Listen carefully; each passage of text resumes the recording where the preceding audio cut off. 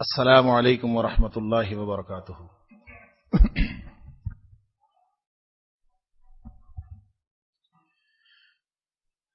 الحمد للہ وکفا وسلام علی عبادہ الذین اصطفى۔ اشہد ان لا الہ الا اللہ وحدہ لا شریک لہ واشہد ان محمدا عبدہ ورسولہ صلی اللہ علیہ وآلہ وسلم۔ اللهم صل على محمد وعلى آل محمد كما صليت على إبراهيم وعلى آل إبراهيم إنك حميد مجيد۔ اللهم بارك على محمد وعلى آل محمد كما باركت على إبراهيم وعلى آل إبراهيم إنك حميد مجيد۔ أما بعد، فأعوذ بالله السميع العليم من الشيطان الرجيم من همزه ونفخه ونفثه۔ بسم الله الرحمن الرحيم۔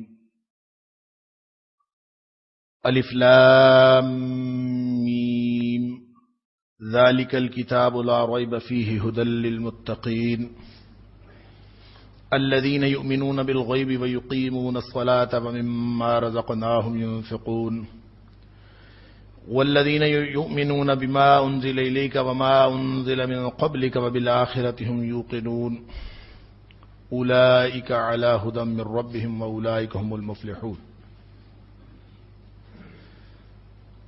صدق اللہ العظیم۔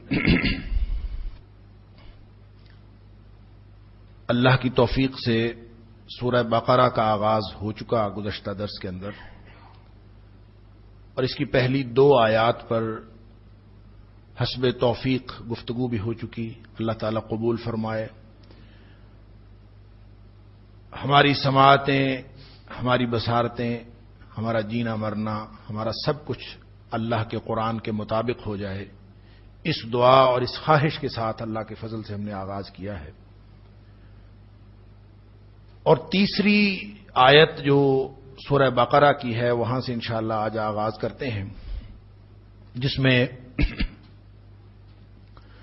اللہ کریم نے ہدی للمتقین جو پچھلی آیت میں فرمایا تھا کہ یہ قرآن ہدایت ہے متقین کے لیے۔ تقوی کیا ہے اس کے بارے میں گفتگو ہوئی، وہ کون سی پری ریکوزٹ ہے، وہ کون سی بنیادی شرط ہے کہ جو جب تک موجود نہ ہو تو قرآن سے وہ ہدایت نہیں ملتی جس سے انسان منزل مراد اور منزل مقصود تک پہنچتا ہے۔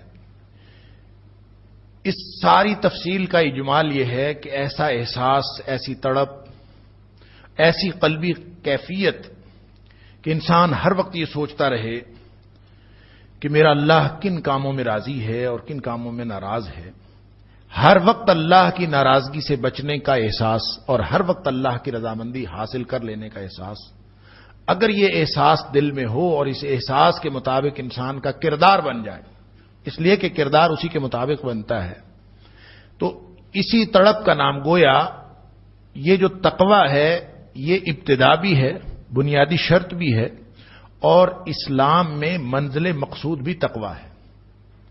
تو جب منزل مقصود بھی تقوی ہے، میں نے عرض کیا تھا کہ جب تیسرا رکوع جہاں سے شروع ہوتا ہے سورہ بقرہ کا، وہاں پہ یہ مقصد کے اعتبار سے لعلکم تتقون، بلکہ بہت ساری آیات کے اندر اور کم و بیش مختلف حوالوں سے 500 دفعہ قرآن پاک کے اندر اس کا ذکر ہے، تو اصل میں تو منزل مقصود ہے۔ تو یہاں پہ ہدی للمتقین کا مطلب ہوگا کہ ہر وہ شخص جو تقوی کی منزل پر پہنچنا چاہتا ہے، تقوی کی منزل کا مسافر ہے، وہ اپنے آپ کو اس احساس کے ساتھ اس راستے پر چلاتا ہے اور قرآن کا سفر اور قرآن کے ساتھ علمی، فکری اور عملی سفر شروع کرتا ہے، اس کا آغاز کرتا ہے۔ تڑپ اس کی یہ ہے کہ میری زندگی میں ایک بھی کام ایسا نہ رہ جائے جو اللہ کی ناراضگی کا سبب بنتا ہے، اور ایک بھی کام ہونے سے رہ نہ جائے جو اللہ کی رضامندی کا سبب بن سکتا ہے۔ گویا اسی کو آپ دوسرے لفظوں میں یہ کہہ سکتے ہیں کہ شدید تڑپ نیکی حاصل کرنے کی اور شدید تڑپ برائی سے بچنے کی۔ اس احساس کے ساتھ جب ہم شروع کریں گے تو انشاءاللہ یہ جو پری ریکوزٹ ہے، یہ جو بنیادی شرط ہے، یہ پھر نتیجے کے اعتبار سے بھی یہ ہمیں منزل مقصود پر لے جائے گی۔ اور اس منزل تک جانا ہے کہ ابتدا میں تو یہ احساس ہے، اس منزل تک جانا ہے کہ جب انسان کے دل میں سوائے اللہ کے اور کچھ باقی نہ رہے، سوائے اللہ کے خوف کے اور کچھ باقی نہ رہے، سوائے اللہ سے امیدوں کے اور کچھ باقی نہ رہے، دل میں سے ہر چیز نکل جائے۔ میں نے عرض کیا تھا کہ تقویٰ کا ایک معنی نتیجے کی وجہ سے ڈرنا بھی ہوتا ہے، اور جب انسان کے دل میں سوائے اللہ کے اور کسی کا خوف نہ ہو تو دنیا کی ساری چیزیں جو ہیں اپنے نتائج بدل دیتی ہیں، ان کے نتائج تبدیل ہونا شروع ہو جاتے ہیں اگر دل کے اندر اللہ کا خوف ہو، چیزوں کا خوف نہ ہو۔ اگر اشیاء کا خوف ہوگا تو اشیاء کا نتیجہ تو اللہ نے مقرر کیا ہوا، جب اللہ کا خوف ہوگا تو چیزیں اللہ کے حکم سے نتائج بدل دیتی ہیں۔ اس کی مثالیں ہمیں تاریخ کے اندر ملتی ہیں۔ وہ جو آخری منزل حاصل کرنی ہے اس کے حوالے سے ایک شیخ عبد القادر جیلانی رحمۃ اللہ علیہ کا ایک قول ہے جو بہت وضاحت کرتا ہے کہ کیسی کیفیت اللہ کو درکار ہے، کیونکہ قرآن میں بار بار آیا لعلکم تتقون لعلکم تتقون، اور نبی کریم صلی اللہ علیہ وسلم نے فرمایا تقویٰ ہنا تقویٰ ہنا، تقویٰ تو دل میں ہوتا ہے، پھر اعمال کے ساتھ اعضاء و جوارح سے اس کا اظہار تو بعد میں ہوتا ہے، حقیقت میں تو وہ دل میں ہوتا ہے، پھر اس کا اظہار ہوتا ہے۔ تو دل کیسا ہونا چاہیے یہ بھی میں نے عرض کیا کہ ان تزین سرک للہ کما تزین علانیتک للناس، تقویٰ یہ ہے کہ اپنے باطن کو اس طرح سوار کے رکھنا، اس کو مزین کرنا، اس کو خوبصورت بنانا اور اس کے لیے محنت کرنا۔ جس طرح انسان اپنا ظاہر بہتر بناتا ہے، خوبصورت بناتا ہے دوسروں کو دکھانے کے لیے، اسی طرح اللہ کو دکھانے کے لیے، کیونکہ باطن سوائے اللہ کے اور کوئی دیکھتا نہیں ہے، تو اپنے باطن کو سوار کے رکھنا، اس میں سے کوئی غلط بات ہے اس کو نکال دینا، تاکہ میرا اللہ، میرا باطن، میرا قلب، میرے قلب کی کیفیت دیکھ کے خوش ہو جائے۔ جو اس تڑپ میں لگا رہتا ہے وہ تقوی والا ہے، اور جو اس تڑپ کے ساتھ چلے گا انشاءاللہ قرآن اس کے لیے رہنمائی ہی نہیں، صرف راستہ دکھانے کی حد تک نہیں، یہ منزل مقصود پر پہنچانے کا کام کرتا ہے۔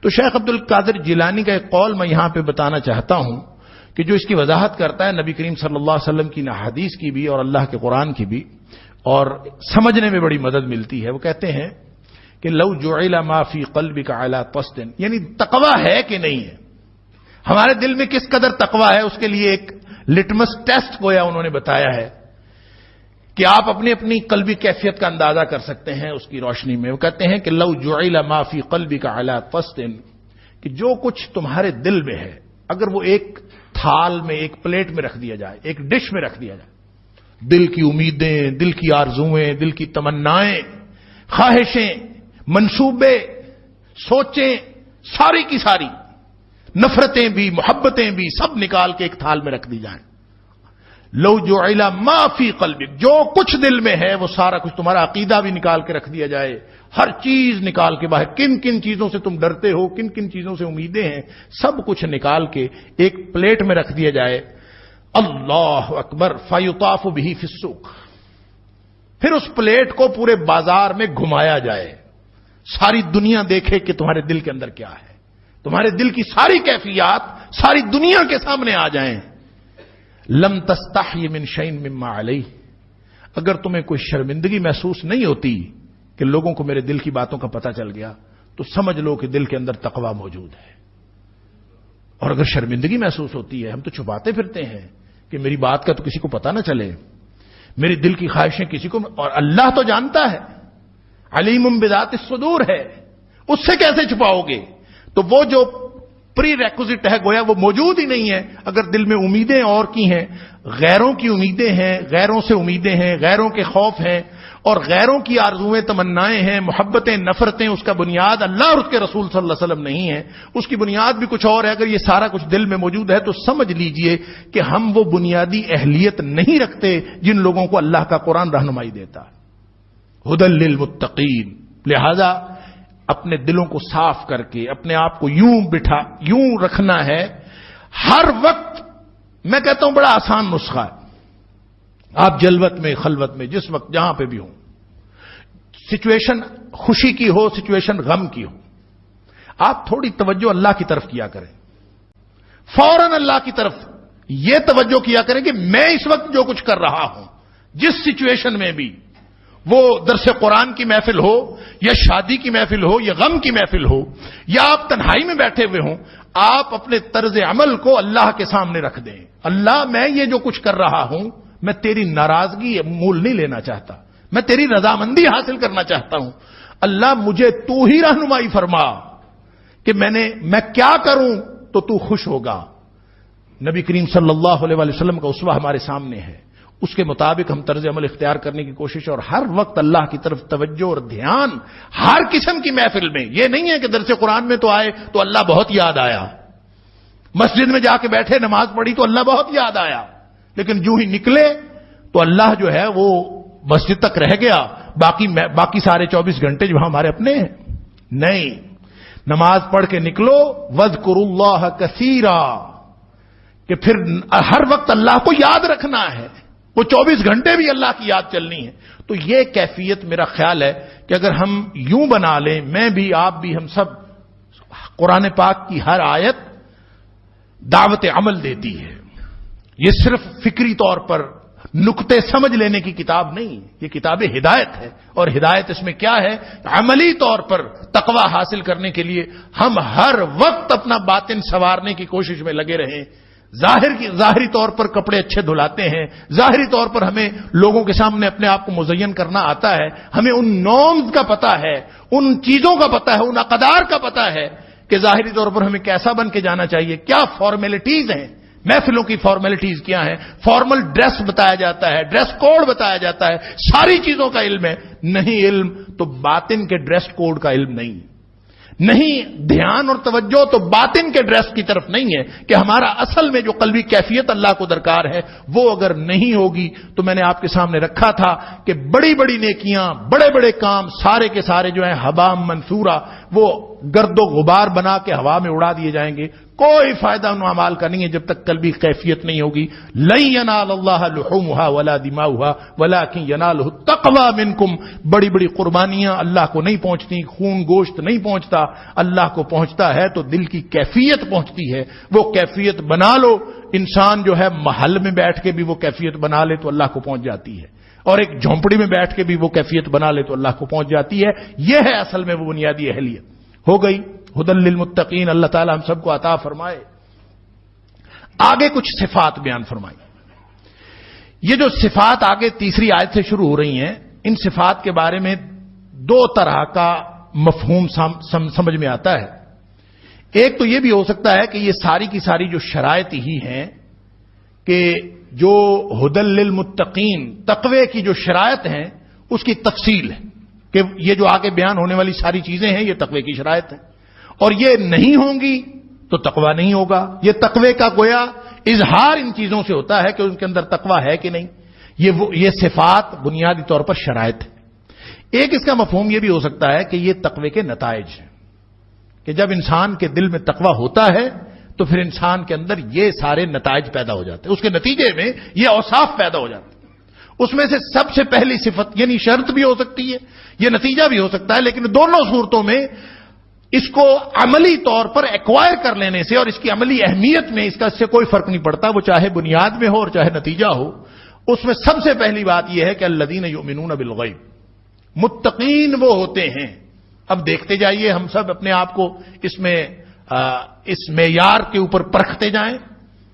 الذین یؤمنون بالغیب، سب سے پہلی شرط یا سب سے پہلا وصف، سب سے پہلی صفت، اس کو شرط کہہ لیں یا نتیجہ کہہ لیں، یہ نتیجہ بھی ہو سکتا ہے تقوی کا. الذین یؤمنون بالغیب، وہ لوگ ایمان رکھتے ہیں، متقین وہ ہوتے ہیں جو ایمان رکھتے ہیں. الذین یؤمنون، ایمان رکھتے ہیں، بالغیب، ان سین پر، ان چیزوں پر جو غیب ہیں، دیکھی نہیں جا سکتی.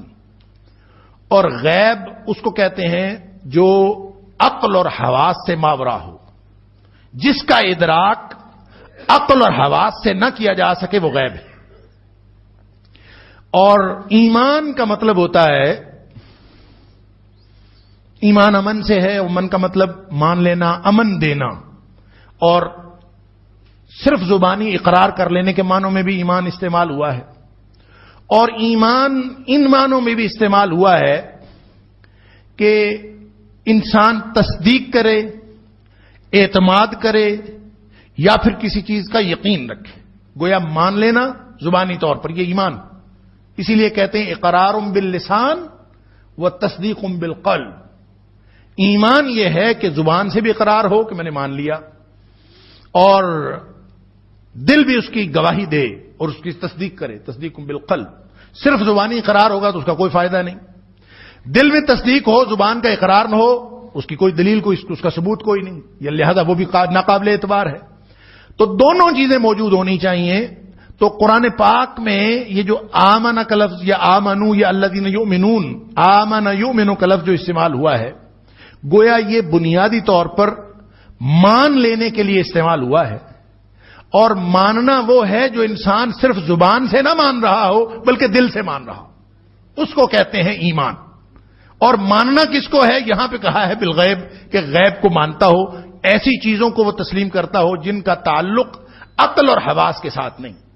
دیکھیں انسان کی یہ کمزوری ہے, یا کہہ لیجئے فطرت ہے, یا فطری کمزوری ہے کہ انسان صرف ان چیزوں کو سمجھتا ہے اور ان چیزوں پر یقین رکھتا ہے اور ان چیزوں کو تسلیم کرتا ہے جو اس کو نظر آتی ہیں, جن کو وہ محسوس کرتا ہے. وہ مادی چیزیں جن کو وہ اپنے حواس کے ذریعے سے سمجھتا ہے, جن کو اپنے عقل کے ذریعے سے سمجھتا ہے, ان کو وہ سمجھتا ہے کہ یہ موجود ہیں, اور جو سامنے عقل اور حواس کے تقاضوں کے مطابق موجود نہیں ہے ان کو اسلام تسلیم نہیں کرتا, انسان تسلیم نہیں کرتا. یہ انسان کی فطری بات. لہذا ہر وہ چیز یہ مطالبہ کرتا ہے دیکھنے کا. اور عربی میں کہتے ہیں لیس الخبر کالمعاینہ, اطلاع کوئی دے دے کہ ایسا ہے تو اطلاع جو ہے خبر مل بھی جائے تو دیکھی چیز اور سنی چیز میں تو بڑا فرق ہوتا ہے. شنیدہ کی بود مانند دیدہ, سنی ہوئی چیز اور دیکھی ہوئی چیز, اس میں تو زمین آسمان کا فرق ہے. لہذا بنیادی طور پر انسان یہ چاہتا ہے کہ اس کو ہر چیز سامنے نظر آنی چاہیے.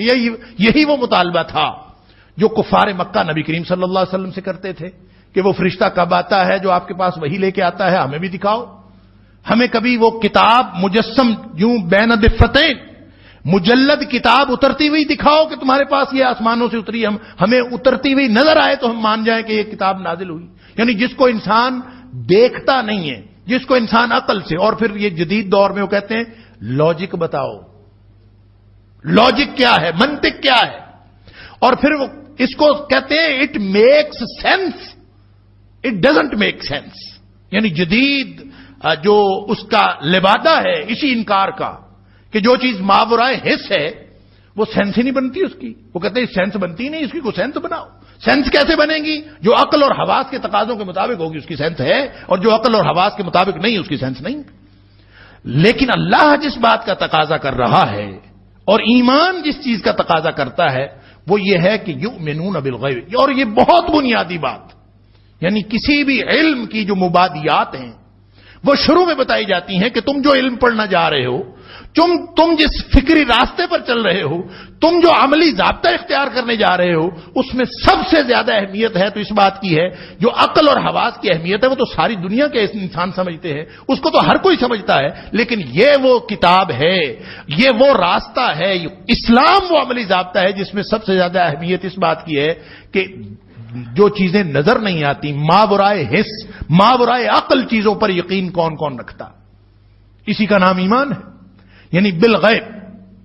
پہلے ہم ایمان کی بات کر لیتے ہیں, اس کے بعد ہم بالغیب کی بات کر لیتے ہیں کہ غیب پر ایمان رکھتے ہیں. ایمان کا مطلب ہوتا ہے مان لینا.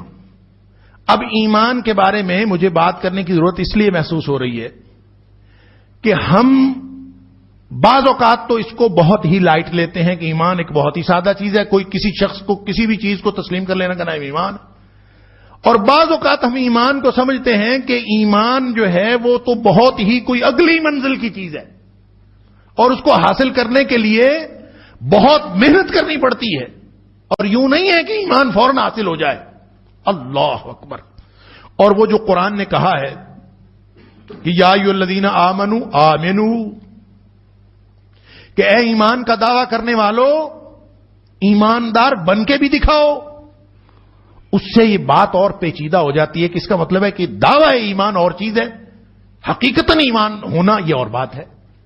تو پھر وہ کیا کیفیت ہے الذین یؤمنون بالغیب؟ یہاں تو بات ہو رہی ہے نا الذین یؤمنون بالغیب, اور پھر بالغیب کی آگے بڑی تفصیلات بتائی ہیں علماء نے, اس کی بھی تفصیل, اس کی بالغیب کی کیٹیگریز کی ہیں, اس کے بارے میں ہم بات کرتے ہیں. تو ایمان کے بارے میں عرض کر رہا ہوں کہ لغت کے اعتبار سے اگر دیکھیں تو ایک ہے, یہ بعض اوقات با کے ساتھ آتا ہے آمن بہی, اور بعض اوقات آتا ہے لام کے ساتھ آمن لہو. یعنی دونوں طرح سے یہ استعمال ہوتا ہے، قرآن میں بھی دونوں طریقے سے استعمال ہوا، آمن بہی اور آمن لہو۔ اگر اس کا معنی ہو، اگر یہ لفظ آئے آمن لہو کے یعنی لام کے صلے کے ساتھ، تو اس کا مطلب ہوتا ہے صدقہ واعتمد علیہ، اس کی تصدیق کی، آمن لہو اس پر ایمان لایا، کیا مطلب اس کی تصدیق کی، واعتمد علیہ اور اس کے اوپر اعتماد کیا۔ اور اگر یہ آمن بہی کے ساتھ آئے با کے صلے کے ساتھ، تو پھر اس کا مطلب ہوتا ہے کہ اس نے اس پر ایقن بہی، لغت والے لکھتے ہیں کہ ایقن بہی اس کا مطلب ہوتا ہے یقین کر لینا۔ اب اس کا مطلب تین باتیں ہو گئیں، آمن لہو ہو تو تصدیق ہے، اعتماد ہے، آمن بہی ہو تو یقین ہے، تو گویا یقین، تصدیق اور تیسری چیز اعتماد، یہ اگر تینوں کیفیات موجود ہوں گی تو اس کا نام ایمان ہے۔ اس لغت کی اس بات کو اور اس علمی بات کو میں اپنے سادہ طالب علمانہ سوچ کے مطابق یوں سمجھتا ہوں اور ایک مثال سے سمجھنے کی کوشش کرتا ہوں کہ ایمان کس چیز کا نام ہے، کہ مثال ایمان نام ہے مان لینے کا۔ ایمان بعض لوگوں کا خیال ہے معرفت کا نام ہے، ایمان جان لینے کا نام ہے۔ ایمان جان لینے کا نام نہیں ہے، سمجھ لیجئے، ایمان مان لینے کا نام ہے۔ جان لینے کا نام ہوتا ہے معرفت، علم، آدمی کو علم حاصل ہو جائے۔ اور علم کیسے حاصل ہوتا ہے؟ علم کا سب سے بڑا ذریعہ، علم حاصل ہونے کا سب سے بڑا ذریعہ عقل اور حواس ہے۔ لہذا ایمان تو نام ہی مان لینا ہے۔ آپ کے عقل اور حواس کے ماورا کوئی چیز ہو یا عقل اور حواس کے دائرے کے اندر کوئی چیز ہو، آپ اگر اس کو مان لیتے ہیں تو ایمان ہے، نہیں مانتے تو وہ ایمان نہیں۔ اس کو یوں سمجھ لیجئے کہ ہم یہاں بیٹھے ہیں، ہمارے پاس کوئی خبر دینے والا آ کے خبر دے کہ بھئی یہ پلازے کے باہر جو ہے اللہ نخواستہ کوئی واقعہ رونما ہو گیا، کسی بھی بڑے واقعے کی آ کے خبر دے، ہم اس سے پوچھنا شروع کر دیں، سوالات شروع کر دیں کہ بھئی تم کہہ رہے ہو باہر کو واقعہ ہو گیا ہے، ہمیں تو نہ کوئی آواز آئی ہے، نہ ایسا کوئی شور سنائی دیا ہے، نہ ہمیں کوئی افراتفری دکھائی دی ہے، ایسے کوئی حالات نہیں ہے، بڑا پرسکون ماحول ہے، تم کس بنیاد پر کہہ رہے ہو کہ باہر کوئی واقعہ رونما ہوا؟ وہ ہمیں لاکھ یقین دلائے، ہم کہیں کہ نہیں بھی ہم تو دیکھیں گے تو پھر مانیں گے، دیکھے بغیر ہم تسلیم نہیں کرتے، اس لیے کہ یہ ہماری فطرت کا تقاضا ہے، فطری کمزوری انسان کی۔ وہ کہے کہ آؤ میں تمہیں دکھاتا ہوں، وہ ہمیں لے جائے اور جا کے دکھائے باہر سڑک پہ واقعتاً کوئی واقعہ رونما ہو چکا ہو، اور ہم وہ دیکھنے کے بعد یہ کہیں کہ ہاں تو ٹھیک کہتا ہے، تو یہ جو ہم نے اس کی تصدیق کی ہے نا کہ تو ٹھیک کہتا ہے، یہ ایمان نہیں ہے۔ ایمان یہ نہیں ہے کہ جو ہم نے جا کے دیکھنے کے بعد کہا کہ تو ٹھیک کہتا ہے۔ اس کا مطلب یہ ہے کہ ہم نے اپنے حواس پر یقین کیا ہے، ہم نے اپنے حواس کی تصدیق کی ہے، ہم نے اس کی تو تصدیق کی ہی نہیں جس نے آ کے خبر دی تھی، اس شخص کی جس نے آ کے خبر دی تھی۔ اگر اس پر ہمارا ایمان ہے تو اس ایمان کا تقاضا یہ ہے، اور اس ایمان کا تقاضا یہ تھا، اگر ہمیں اس شخص کی بات پر یقین ہے تو اس ایمان کا تقاضا یہ تھا کہ جب اس نے آ کے خبر دی تو چاہے حالات جیسے مرضی ہیں، چاہے بظاہر ماحول اس کی دلیل نہیں بنتا، اس کا ثبوت پیش نہیں کر رہا، اس کے باوجود ایمان کا تقاضا یہ ہے کہ لانے والے نے جو خبر لا کے دی ہے ہم اس کی بات پر من و عن یقین کر لیں کہ ہاں تو ٹھیک کہہ رہا ہے، باہر واقعہ رونما ہو گیا ہے، چاہے بظاہر کچھ ہمیں نظر آیا ہو چاہے نہ نظر آیا ہو۔ کیونکہ جاننے کے بعد اگر ایمان حاصل کیا، اگر جاننے کے بعد اقرار کیا، دیکھنے کے بعد اقرار کیا، اس کا نام ایمان نہیں، اس کا نام معرفت ہو سکتا ہے، اس کا نام یقین ہو سکتا ہے، اس کا نام حق الیقین ہو سکتا ہے، عین الیقین ہو سکتا ہے، یہ اگلے کئی درجے ہو سکتے ہیں۔ میں آگے عرض کروں گا وبالآخرۃ هم یوقنون میں ایقان کا لفظ کیوں اللہ کریم نے استعمال فرمایا ایمان کی بجائے، پھر ہمیں سمجھ آئے کہ یقین اور چیز ہے، ایمان اور چیز ہے، اور اسی طرح معرفت اور چیز ہے، ایمان اور چیز ہے۔ ایمان اللہ اور اس کے رسول صلی اللہ علیہ وسلم کی ساری باتوں کو، چاہے وہ عقل و حواس کے دائرے میں ہوں، چاہے وہ عقل و حواس کے دائرے سے باہر ہوں، ہر بات کو من و عن تسلیم کر لینے کا نام ایمان ہے۔ کہ جو اللہ نے فرما دیا وہ ایمان، وہ ٹھیک ہے، جو نبی کریم صلی اللہ علیہ وسلم نے فرما دیا وہ ٹھیک ہے۔ اگر کوئی شخص یہ سمجھے کہ میں جاننے کے بعد ایمان لاؤں گا اور دیکھنے کے بعد ایمان لاؤں گا تو اس کا ایمان تو ایمان ہی نہیں ہے۔ کفار مکہ کا بھی تو اصل مطالبہ یہی تھا۔ حضرت موسیٰ علیہ السلام کو، جب حضرت موسیٰ علیہ السلام نے اپنے قوم کے لوگوں کو، ان کے چند جو سرداران تھے، ان کو کوہ طور بھی وزٹ کروا دیا، اس کے باوجود وہ کہتے تھے کہ لن نؤمن لک حتی نری اللہ جہرۃ، بات تو کر لی اللہ سے، لیکن یہ وہ آواز اللہ کی تھی کہ نہیں تھی، پتہ نہیں کس کی تھی۔ لن نؤمن لک، ہم تیرے اوپر ایمان نہیں لائیں گے، ہم تیری بات نہیں مانیں گے، حتی نری اللہ جہرۃ، جب تک کہ ہم اللہ کو سامنے نہ دیکھ لیں۔ انسان یہی مطالبہ کرتا، اور یہی سینس ہے جو سینسز کے تحت ہے، انسان کے حواس کے تحت ہے، اور انسان اسی سینس کے پیچھے پڑا ہوا ہے۔ ایمان جو ہے وہ بالکل اس کے منافی ہے، اس کے بیونڈ ہے، منافی تو نہیں کہنا چاہیے بلکہ اس کے بیونڈ ہے، اس سے مابرا ہے۔ دو مثالیں قرآن پاک سے، سورہ بقرہ کی ہی آیت نمبر 259 کے اندر اور 260 کے اندر اللہ تعالیٰ نے دو مثالیں دی، یہاں سے سمجھ آتا ہے ایمان اور چیز ہے، معرفت اور چیز ہے۔ ایک تو اللہ تعالیٰ نے فرمایا او کالذی مر علی قریۃ وہی خاویۃ علی عروشہا، یا اس شخص کی مثال سمجھ لیجئے کہ جو ایک بستی کے پاس سے گزرا اور وہ بستی جو تھی وہ بالکل الٹی پلٹی پڑی تھی، تباہ و برباد ہو چکی تھی۔ وہی خاویۃ علی عروشہا، اس کی چھتیں نیچے گری ہوئی تھیں، بنیادیں اوپر کو آئی ہوئی تھیں۔ زبان سے بات نکلی قال انا یحیی ہذہ اللہ بعد موتہا، اس کو اللہ دوبارہ زندہ کیسے کرے گا؟ اتنی تباہ و برباد بستی کھنڈر بن گئی، اس کو انا یحیی ہذہ اللہ بعد موتہا۔ سوال پیدا ہوا، یہ وہی سوال ہے جو انسان کے فطری سوال پیدا ہوتے ہیں، جو انسان کے عقل اور حواس سے ماورا ہوتے ہیں، سوال تو پیدا ہوتے رہتے ہیں، لیکن سوال کا پیدا ہونا ایمان کے منافی نہیں ہے۔ شک و ارتیاب کا شکار ہونا، تردد کا شکار ہونا ایمان کے منافی ہے۔ سوال پیدا ہونا ایمان کے منافی نہیں۔ سوال پیدا ہو لیکن انسان یہ کہے کل من عند ربنا، یہ سب اللہ کے کام ہے، اللہ جیسے چاہے کر سکتا ہے، ان اللہ علی کل شیء قدیر، یہ اس بات پر اجمالاً ایمان رکھ لے، بظاہر اس کو کچھ سمجھ نہ آ رہی ہو کہ کیا ہو رہا ہے کیا نہیں، اس کی عقل، اس کے حواس، اس کا علم کچھ بھی ساتھ نہ دے رہا ہو، پھر بھی انسان تسلیم کر لے، یہی تو ایمان ہے۔ اب یہ سوال پتہ ہے کس کا؟ یہ کسی عام آدمی کا نہیں ہے، قرآن نے نام نہیں لیا اس کا، لیکن مفسرین نے لکھا ہے کہ یہ حضرت عزیر علیہ السلام اللہ کے نبی کی بات ہے، اور اللہ کے نبی ایمان کی کس سطح پہ ہوتے ہیں؟ یعنی ساری دنیا میں سارے انسانوں سے سب سے بڑھ کر ایمان صحابہ کرام کا ایمان۔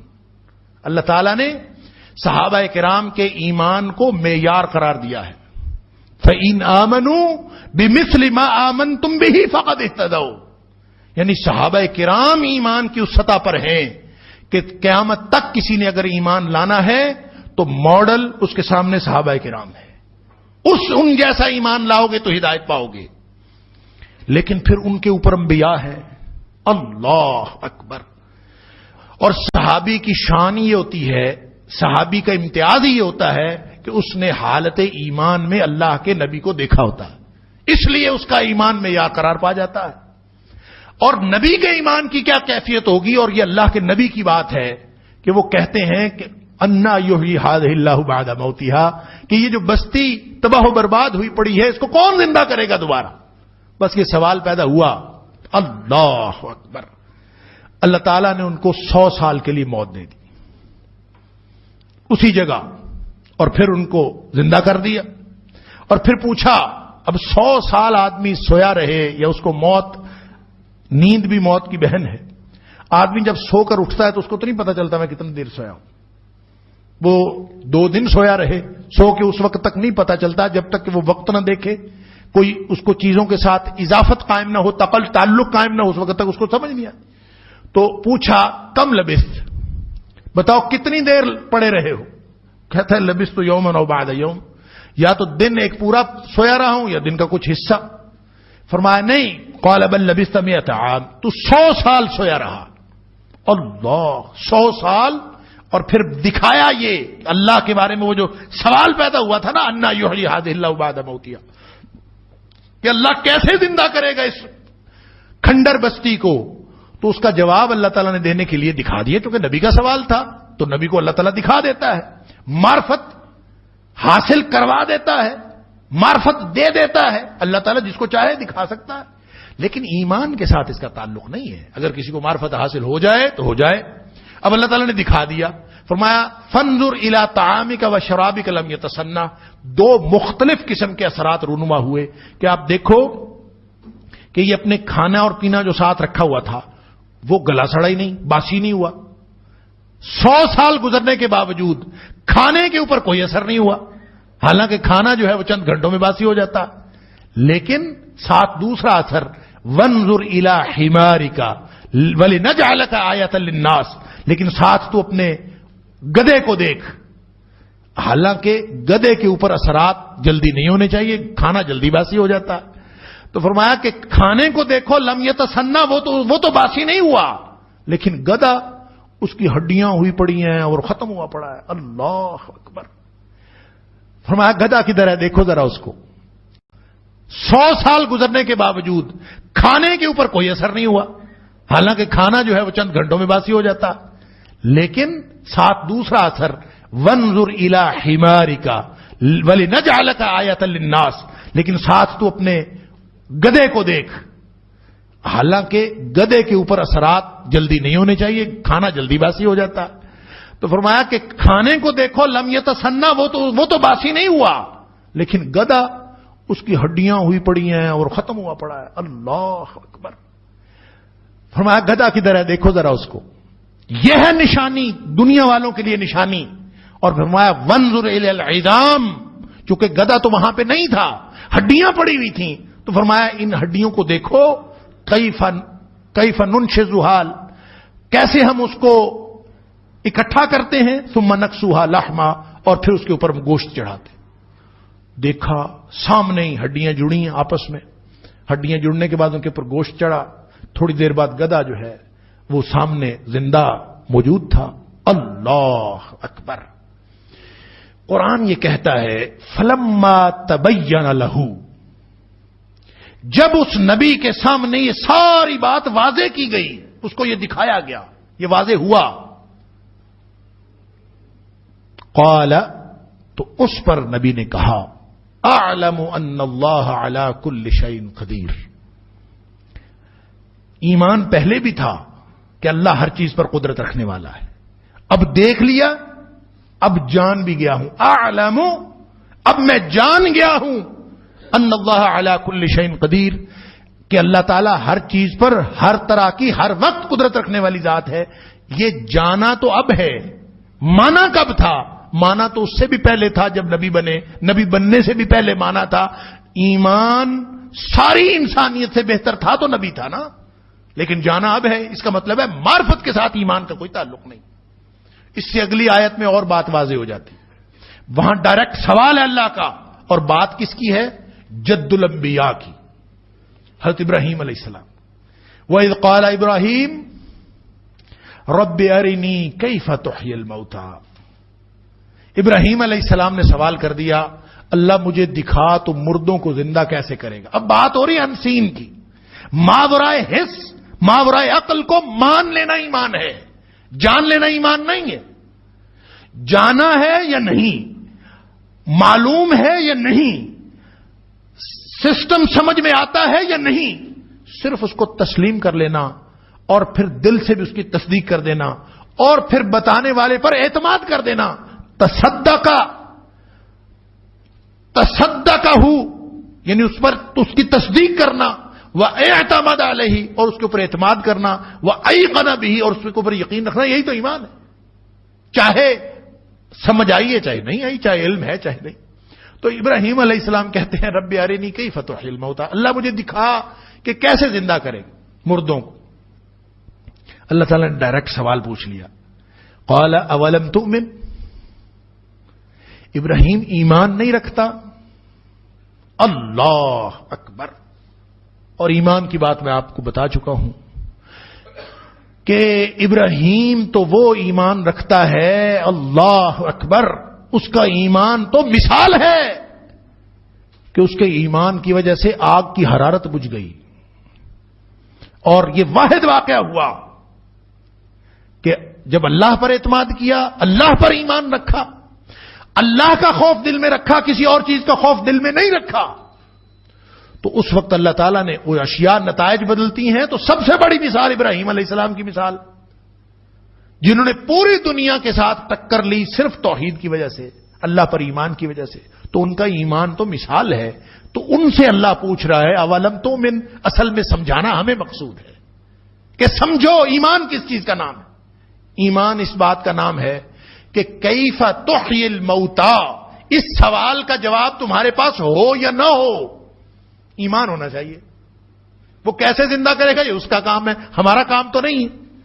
ایمان اس بات پر ہونا چاہیے کہ اللہ مردوں کو زندہ کرے گا، کیسے کرے گا ہمیں کیا پتا۔ وہ ایک حدیث میں آتا ہے کہ اللہ تعالیٰ فرماتے ہیں، نبی پاک صلی اللہ علیہ وسلم، حدیث قدسی ہے کہ میرا بندہ مجھے گالی دیتا ہے، اللہ اکبر، اس کو گالی دینی نہیں چاہیے تھی، وَكَذَّبَنِي، اور مجھے جھٹلاتا ہے، وَلَمْ يَكُنْ لَهُ ذَلِكَ، اس کو چاہیے نہیں تھا کہ یہ مجھے جھٹلاتا، اور وَقَدْ شَتَمَنِي، اور مجھے گالی دیتا ہے، وَلَمْ يَكُنْ لَهُ ذَلِكَ، اس کو چاہیے نہیں تھا کہ مجھے گالی دیتا اور مجھے میری تکذیب کرتا۔ اللہ فرما رہے میرا بندہ میری تکذیب کرتا ہے۔ پھر نبی کریم صلی اللہ علیہ وسلم نے وضاحت فرمائی کہ اللہ تعالیٰ فرماتا ہے مجھے جھٹلانے کا مطلب پتہ کیا ہے؟ کہ یہ کہتا ہے، یہ دنیا کو بتاتا پھرتا ہے کہ لن یعیدنی کما بدانی، کہ پیدا تو کر بیٹھا ہے اللہ، دوبارہ کوئی نہیں زندہ کرے گا۔ جس کو اس بات میں تردد ہے یہ گویا اللہ کی ذات کو جھٹلانے کے مترادف۔ اور جو گالی دینا ہے، فرمایا گالی دینا یہ ہے کہ یہ کہتا ہے اتخذ اللہ ولدا، اللہ کی اولاد ہے، یہ کہنا اللہ کو گالی دینے کے مترادف۔ گویا اللہ کی ذات کے بارے میں یہ سوال کرنا کہ اللہ دوبارہ زندہ نہیں کرے گا، یہ سوال اگر اس ایمان پر مبنی ہو، اگر اس یقین پر مبنی ہو، اگر اس تصدیق پر مبنی ہو کہ آدمی واقعی ہی سمجھتا ہو کہ اللہ دوبارہ زندہ نہیں کرے گا، تو اس سے بڑا کفر تو ہے ہی کوئی نہیں۔ لہذا جانتے نہیں ہیں ابراہیم علیہ السلام، لیکن ایمان ہے تو اس کے باوجود انتہائی اعلیٰ سطح کا ایمان ہے کہ نہیں پتا کیسے اللہ زندہ کرے گا، لیکن ایمان ہے اللہ زندہ کرے گا، کیسے کرے گا ہمیں نہیں پتا۔ تو اللہ تعالیٰ نے فرمایا کہ 4 پرندے لے لو، فخذ اربعۃ، ہاں اولم تؤمن کا جواب ابراہیم علیہ السلام دیتے ہیں، قال بلا، اللہ ایمان تو رکھتا ہوں، ایمان تو ہے، پہچان کوئی نہیں ہے، ایمان ہے، معرفت کوئی نہیں ہے، ایمان ہے، علم کوئی نہیں ہے۔ یہ ہے وہ کیفیت الذین یؤمنون بالغیب جو اللہ تعالی ہم سے مطالبہ کرتا ہے کہ کچھ بھی نہ پتا ہو، مانو جو کچھ اللہ نے فرمایا اس کو مان لو، جو کچھ نبی کریم صلی اللہ علیہ وسلم نے فرمایا اس پر اعتماد رکھو۔ اگر یہ نہیں رکھا تو اس کا مطلب ہے ایمان ہے ہی نہیں۔ تو نبی کریم صلی اللہ علیہ وسلم، حضرت ابراہیم علیہ السلام کی سن لیجئے کہ اللہ تعالیٰ نے فرمایا 4 پرندے لے لو، ان 4 پرندوں فسرہن الیک، اپنے ساتھ مانوس کر لو، پھر ان کو گوشت کر کے 4 پہاڑوں کی چوٹیوں پر رکھو، وجعل منہن جزءا، کہ وجعل علی جبل منہن جزءا، پھر ان کو کر کے حصے ہر پہاڑ کی چوٹی پہ رکھو، اور ثم ادعوہن، پھر ان کو بلاؤ۔ اب دیکھیں اس کی تفصیل تو اللہ جانتا ہے، جو مفسرین نے لکھی ہے کہ 4 پرندے مانوس کیے، خاص آواز کے ساتھ وہ آتے تھے، اور خاص آواز کے ساتھ پھر ان کو ذبح کیا، ذبح کرنے کے بعد ان کا گوشت آپس میں مکس کیا، 4 حصے کیے، 4 پہاڑوں پہ رکھ دی۔ ثم ادعوہن، اسی آواز کے ساتھ بلاؤ جس آواز کے ساتھ تم ان پرندوں کو بلاتے تھے، بلایا، یاتینک سعیا، فرمایا دوڑتے ہوئے تیرے پاس آ جائیں گے۔ جب ان کو ذبح کرنے کے بعد دوڑتے ہوئے اپنی طرف آنا دیکھو، وعلم، اب جان لو، ایمان ہے، جانا کوئی نہیں ہے، علم کوئی نہیں۔ ابراہیم علیہ السلام جیسی ہستی کے پاس علم کوئی نہیں ہے، فرمایا جب وہ تیرے پاس دوڑتے ہوئے آئیں وَاعْلَمْ أَنَّ اللَّهَ عَزِيزٌ حَكِيمٌ، پھر جان لینا اس بات کو کہ اللہ تعالیٰ بہت غلبے والا ہے اور بہت حکمتوں والا۔ حضرت ابوبکر صدیق رضی اللہ تعالیٰ عنہ کو جب خبر دی گئی کہ نبی کریم صلی اللہ علیہ وآلہ وسلم معراج پہ گئے ہیں، تو یہ خبر دینے والا کون تھا؟ ابو جہل تھا۔ یعنی نبی کریم صلی اللہ علیہ وسلم کے ساتھ ابوبکر صدیق رضی اللہ تعالیٰ عنہ کی ملاقات نہیں ہوئی۔ سب سے پہلے خبر اس کو حضرت ابوبکر صدیق رضی اللہ تعالیٰ عنہ کو دینے والا ابو جہل تھا، کافر، اللہ اور اس کے رسول صلی اللہ علیہ وسلم کا دشمن۔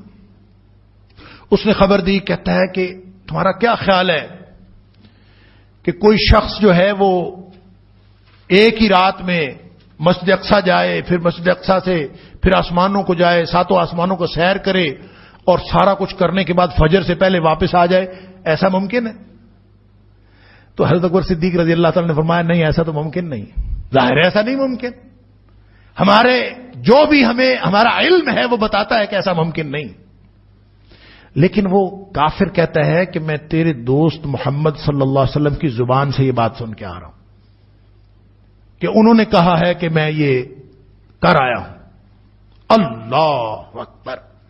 اس پر پھر حضرت ابوبکر صدیق رضی اللہ تعالیٰ عنہ نے فوراً کہا اچھا اگر نبی کریم صلی اللہ علیہ وسلم نے فرمایا ہے تو پھر ایسے ہو گیا ہے، پھر چاہے میرے زمان و مکان کے پیمانے ساتھ نہیں دیتے، میرا علم ساتھ نہیں دیتا، میری عقل اور حواس وہ اس کو بالکل سمجھ نہیں سکتے کہ کیسے ہوا ہے۔ وہ کافر بڑا حیران ہوا کہ ابھی کہہ رہا تھا ایسا ہو نہیں سکتا، اب کہتے ہو ایسا ہو گیا ہے۔ تو کہتا ہے میں تو اس بات پر بھی ایمان رکھتا ہوں کہ فرشتہ جو نبی کریم صلی اللہ علیہ وسلم کے پاس وحی لے کے آتا ہے وہ آسمانوں سے ہی آتا ہے، وہ دن میں بعض اوقات دو دفعہ آ جاتا ہے، وہ اگر آ کے جا سکتا ہے تو نبی کریم صلی اللہ علیہ وسلم کیوں نہیں ایک رات میں جا کے آ سکتے؟ تو میں اس بات پر پہلے سے ایمان رکھتا ہوں، اگر نبی کریم صلی اللہ علیہ وسلم نے بتایا تو پھر یہ ایسا ہو گیا۔ گویا ایمان اس کا تعلق آپ کے عقل اور حواس کے ذریعے حاصل ہونے والے علم کے ساتھ نہیں، ماورائے حس۔ تو اس سے بات یہ سمجھ آتی ہے کہ ایمان ہوتا ہی بالغیب ہے۔ لوگوں نے تو کہا ہے نا کہ غیبی امور پر ایمان رکھنا، یہاں پہ مراد یہ ہے کہ ظاہری امور پر تو سب ایمان رکھتے ہیں، نظر آنے والی چیزوں پر تو سب ایمان رکھتے ہیں، غیبی امور پر ایمان رکھنا اصل میں اہل تقویٰ کی نشانی ہے کہ الذین یؤمنون بالغیب، انسین، اس کائنات کے پیچھے چھپی ہوئی حقیقت، ماورائے حس اور ماورائے عقل حقیقت، اس کو تسلیم کرنا، یہ ایمان ہے۔ اور یہ اس کو ایمان بالغیب کہا ہے، اور ایمان بالغیب الگ ہو گیا، ایمان بالظاہر الگ ہو گیا۔ یعنی لوگوں نے نبی کریم صلی اللہ علیہ وسلم کو دیکھا، لوگوں نے قرآن کو دیکھا اور ان چیزوں پر ایمان کا اظہار کیا، لیکن حقیقت بات یہ معلوم ہوتی ہے کہ ایمان ہوتا ہی بالغیب ہے، ایمان ہوتا ہی بغیر دیکھے ہے۔ جو دیکھ کے ایمان لاتا ہے وہ ایمان نہیں ہوتا، جو کسی چیز کو پرکھ کے ایمان لاتا ہے، دیکھنے کے بعد تو فرعون نے بھی کہہ دیا تھا آمنت برب موسیٰ و ہارون، میں ہارون اور موسیٰ علیہ السلام، ایک ہی ڈبکی لگی تھی تو 14 طبق روشن ہو گئے اور دیکھ لیا، سب کچھ پہچان لی۔ اس پہچاننے کے بعد پھر اس کو تو اسی وقت سمجھ آ گئی کہ جو کچھ موسیٰ علیہ السلام اور ہارون علیہ السلام کہتے تھے سب سچ تھا، لیکن دیکھے بغیر اعتماد کرنا ایمان تھا نا، کچھ بھی نہ پتا چلتا، علم کسی بات کا نہ ہوتا، اس بات پر یقین کرتا کہ جو ہارون علیہ السلام فرما رہے ہیں، جو موسیٰ علیہ السلام فرما رہے ہیں وہ صحیح ہے، تو پھر وہ ایمان والا ہوتا، پھر وہ اہل ایمان میں سے ہوتا۔ تب نہیں مانا۔ اس کا مطلب یہ ہے کہ ایمان ہوتا ہی بالغیب ہے۔ ویسے تو لوگوں نے کیٹیگریز کی ہیں کہ ماورائے حس اور ماورائے عقل، چیزوں کو باقاعدہ تفصیل بتائی۔ مثلا اللہ کی ذات بغیر دیکھے انسان کو ایمان لانا چاہیے، فرشتوں پر ایمان، ہم فرشتوں کو نہیں دیکھتے، ہم اللہ کی کتابوں کو ساری کتابوں کو ہم نے نہیں دیکھا، اللہ کے رسولوں کو ہم نے نہیں دیکھا، ان ساری چیزوں پر۔ اور مفسرین نے یہ لکھا ہے کہ 6 چیزیں ہیں جن پر ایمان لانا، 6 امور غیبیہ میں سے وہ 6 چیزیں ایسی ہیں کہ جن پر اگر کوئی شخص ایمان نہیں لاتا تو اس کا ایمان مکمل نہیں ہے۔ اس میں سے اللہ پر ایمان، اللہ کی کتابوں پر ایمان، اللہ کے فرشتوں پر ایمان، اللہ کے رسولوں پر ایمان، آخرت پر ایمان، مر کے جی اٹھنے پر ایمان، وہی جو ایمان مفصل آپ دیکھتے ہیں کہ یہ ایمان کی تفصیل ہے. اور آخری بات اس میں اچھی اور بری تقدیر، والقدر خیرہ و شرہ من اللہ تعالی، اچھی اور بری تقدیر بھی اللہ کی طرف سے ہے. ان 6 چیزوں پر ایمان یہ کہا جاتا ہے کہ یہ امور غیبیہ میں سے.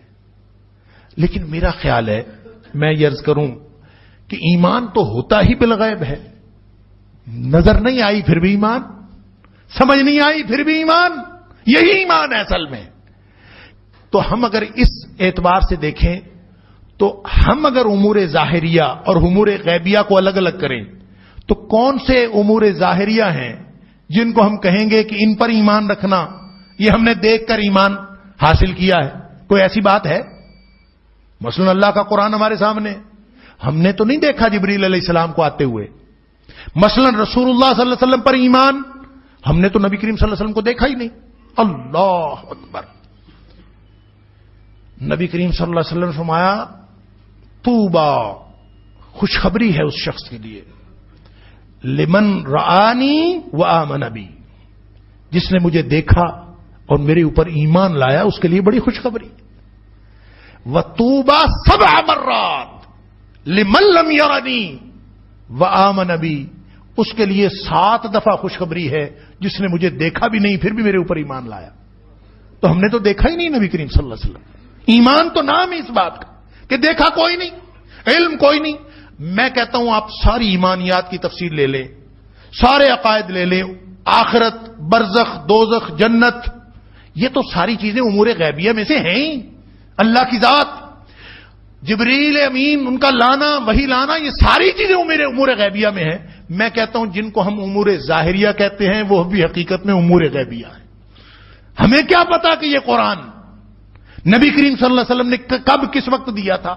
جب زید بن ثابت رضی اللہ تعالیٰ عنہ ابوبکر صدیق رضی اللہ تعالیٰ عنہ کے حکم سے اس کو 2 گتوں کے درمیان جمع کر رہے تھے، ہم تو اس وقت موجود نہیں تھے.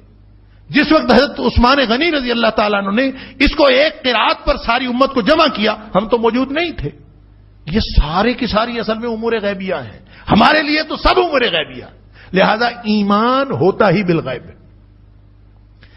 نبی کریم صلی اللہ علیہ وسلم کی ایک حدیث بخاری شریف میں بھی ہے اور مسلم شریف میں بھی کہ ایک دفعہ نبی پاک صلی اللہ علیہ وسلم کوئی پرانا واقعہ بتا رہے تھے. آپ نے فرمایا بینما رجل یسوق بقرۃ وقد حمل علیہا، کہ ایک پرانے وقتوں میں کوئی آدمی تھا جو اپنے بیل کو یا اپنی گائے کو لے کے جا رہا تھا. وقد حمل علیہا، اس کے اوپر اس نے وزن لادا ہوا تھا، بوجھ لادا ہوا تھا. تو نبی کریم صلی اللہ علیہ وسلم فرماتے ہیں فلتفتت الیہ وکلمتہ، وہ جو گائے تھی یا بیل، بقرہ کا لفظ گائے اور بیل دونوں کے لیے بولا جاتا ہے، وہ جو گائے تھی یا بیل تھا وہ اچانک واپس مڑا اور اس نے اپنے مالک کے ساتھ باتیں کرنا شروع کر دی. کلمتہ، اس کے ساتھ باتیں کرنا شروع کر دی. فقالت، اس کو کہا انی لم اخلق لہذا، یہ جو کام تم مجھ سے لے رہے ہو نا، میں اس لیے تو نہیں پیدا کیا گیا، یعنی تم نے مجھے وزن لادا ہے میرے اوپر، میں وزن لادنے کے لیے نہیں ہوں. وَلَكِنِّي خُلِقْتُ لِلْحَرْثِ، میں تو کھیتوں میں ہل چلانے کے لیے یا کنویں سے پانی نکالنے کے لیے، میں تو کھیتی کے لیے، میرا کام اور ہے، تم نے میرے سے غلط کام لیا. اللہ اکبر. نبی کریم صلی اللہ علیہ وسلم نے ایسی بات، اتنی بات ارشاد فرمائی تھی، پتہ نہیں اس کے بعد پوری تفصیل کیا نبی پاک صلی اللہ علیہ وسلم بتانا چاہتے تھے یا ہمیں ایمان کی حقیقت ہی بتانا چاہتے تھے. اور یقیناً نبی کریم صلی اللہ علیہ وسلم ہمیں ایمان کی حقیقت ہی بتانا چاہتے. ابھی اتنی بات آپ نے ارشاد فرمائی کہ لوگ آپس میں چے میں گوئیاں کرنے لگے کہ بھئی کبھی بیل کو بولتے دیکھا ہے، کبھی گائے نے باتیں کی ہیں؟ ہم نے تو کبھی گائے کو باتیں کرتے نہیں دیکھا. اور یہ کہہ دیا کہ گائے واپس مڑی اور اس نے اپنے مالک سے یہ کہہ دیا، کتنی عجیب بات لگتی. اللہ اکبر. قالوا سبحان اللہ، لوگ ہیں آپس میں باتیں بھی کرنے لگے اور کہتے اللہ پاک ہے، پتہ نہیں ایسا ہو گیا ہوگا. تو نبی کریم صلی اللہ علیہ وسلم نے فرمایا قال انی اومن بذلک وابو بکر وعمر بن الخطاب رضی اللہ عنہما، کہ بیل باتیں کرتا ہے کہ نہیں کرتا، یا گائے نے باتیں کی ہیں کہ نہیں کی؟ فرمایا میں بھی ایمان رکھتا ہوں اس بات پر، ابو بکر بھی ایمان رکھتا ہے، عمر فاروق بھی ایمان رکھتا ہے۔ وہ ایمان رکھتے ہیں اس بات پر کہ بیل نے باتیں کی ہیں۔ کیوں؟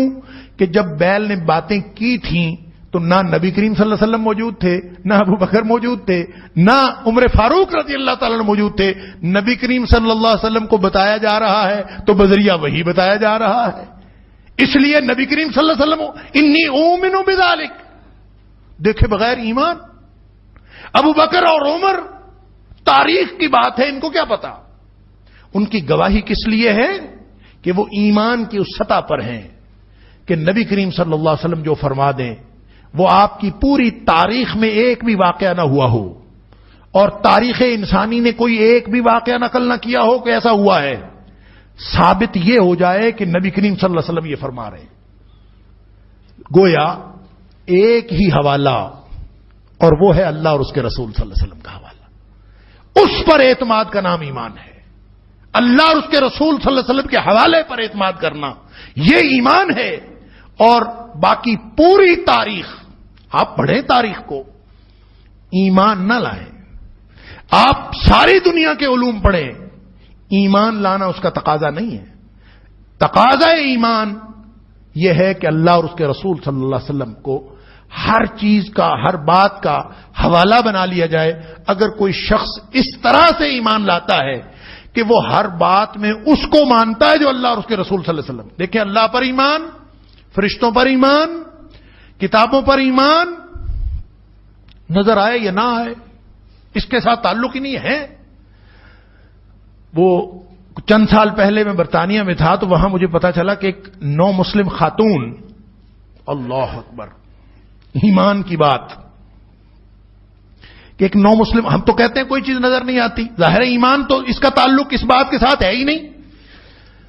تو نو مسلم خاتون، ایک چھوٹا سا اس کا بچہ، اور وہ بس اپنے بچے کے ساتھ اکیلی گھر میں رہتی ہے۔ اس وقت کا واقعہ ہے، چند سال پہلے۔ تو کہیں اس نے درس میں سنا کہ جو چیزیں نظر نہیں آتی اور ان پر ایمان رکھنا چاہیے، ان میں اس نے سنا کہ فرشتوں پر بھی ایمان رکھنا چاہیے جو نظر نہیں آتے۔ تو وہ حیرت کے ساتھ اٹھ کے کھڑی ہو گئی اور اس نے مدرس سے یا مدرسہ سے کہا کہ تم کیسے کہتے ہو کہ فرشتے نظر نہیں آتے؟ فرشتے تو نظر آتے ہیں۔ وہ مدرس بھی حیران کہ فرشتے تو نظر نہیں آتے، ہمیں تو یہی بتایا گیا ہے، یہ امور غیبیہ میں سے ہے۔ تو وہ کہتی ہے کہ میں تو، وہ اس نے پھر پوچھا مدرس نے بھی تم، وہ کہتی میں تو روز دیکھتی ہوں فرشتے، جب میں تہجد کے وقت اٹھتی ہوں تو میرے گھر میں فرشتے نازل ہوتے ہیں، میں اس کو دیکھتی ہوں، جب میں نماز پڑھ رہی ہوتی ہوں تو میرے ارد گرد فرشتے پھرتے ہوتے ہیں، اور میں تو جب سے مسلمان ہوئی ہوں میں فرشتوں کو دیکھ رہی ہوں۔ تم کہتے ہو فرشتے نظر نہیں آتے؟ اللہ اکبر! اس کا تعلق نظر آنے یا نہ آنے کے ساتھ نہیں ہے، اس کا تعلق علم یا مشاہدے کے ساتھ نہیں ہے، اس کا تعلق عقل اور حواس کے ساتھ نہیں ہے۔ الذین یؤمنون بالغیب، جو اللہ نے فرما دیا، جو نبی کریم صلی اللہ علیہ وآلہ وسلم نے فرما دیا، اس پر یقین بھی ہو، اس کی تصدیق بھی ہو، اقرار باللسان و تصدیق بالقلب بھی ہو، واعتمد علیہ، اور اس کے اوپر اعتماد بھی ہو کہ جو کچھ نبی پاک صلی اللہ علیہ وسلم نے ہمیں بتا دیا یہ اعتماد ہی تو ہے جو ہمیں قرآن پر ایمان رکھنے پر مجبور کرتا ہے۔ یہ اعتماد ہے نبی کریم صلی اللہ علیہ وسلم پر کہ نبی کریم صلی اللہ علیہ وسلم نے بتایا کہ یہ قرآن ہے تو ہم اس کو قرآن مانتے ہیں۔ لوگ کہتے ہیں کہ قرآن حجت ہے، حدیث حجت نہیں ہے۔ بھئی قرآن کو تسلیم کرنا اصل میں نبی کریم صلی اللہ علیہ وسلم کی زبان اقدس پر اعتماد ہی کا تو نتیجہ ہے کہ نبی کریم صلی اللہ علیہ وسلم نے بتایا یہ قرآن ہے تو قرآن ہے۔ آپ صلی اللہ علیہ وسلم نے بتایا کہ اللہ کون ہے تو ہمیں اللہ کا یقین آیا۔ اللہ کا تعارف بھی نبی کریم صلی اللہ علیہ وسلم نے کہا، حتیٰ کہ جنت دوزخ جتنی تفصیلات ایمانیات کی ہیں وہ سب کی سب نبی کریم صلی اللہ علیہ وسلم نے ہمیں بتا دی، تو حقیقت میں وہ ساری کی ساری امور غیبیاں ہیں۔ الذین یؤمنون بالغیب کا مطلب یہ ہوا کہ ہم نے یہ جو حواس اور عقل کی دنیا ہے اس کا اسیر ہو کے نہیں رہ جانا، بلکہ ماورائے حس اور ماورائے عقل وہ باتیں جو نبی کریم صلی اللہ علیہ وسلم نے ہمیں بتا دیں، جو اللہ، اگر یہ ہمارا جو دلوں کا رجحان ہے اور قلبی کیفیت ہے، ہمارے ایمان کی حالت اگر یہ نہ ہو کہ ہم اگر اس کیفیت کے ساتھ اللہ کے قرآن کو نہ پڑھیں اور نبی کریم صلی اللہ علیہ وآلہ وسلم کے فرمودات کو اس نیت کے ساتھ اور اس بنیادی شرط کے ساتھ اگر اس کا مطالعہ نہ کریں کہ جو آپ نے فرمایا ہے وہ صحیح ہے، میری سمجھ غلط ہے، میری عقل غلط ہے، میری عقل غلط ہو سکتی ہے، میرے حواس غلط ہو سکتے ہیں، نبی کریم صلی اللہ علیہ وسلم کا فرمایا ہوا یا اللہ کے قرآن کا فرمایا ہوا وہ غلط نہیں ہو سکتا۔ اگر کوئی شخص اس طرح سے قرآن کو پڑھے گا تو یہ اس علم کی، اس فکر کی، اس پورے ضابطے کی مبادیات میں سے ہے کہ جب تک آپ یہ سمجھ کے نہیں پڑھو گے قرآن کچھ بھی نہیں دے گا۔ جن لوگوں کو مادے کی دنیا اور حواس کی دنیا سے اوپر کچھ نظر نہیں آتا اور کسی بات پر وہ ایمان نہیں رکھتے، ان کو قرآن کے اندر سے ہدایت نہیں مل سکتی۔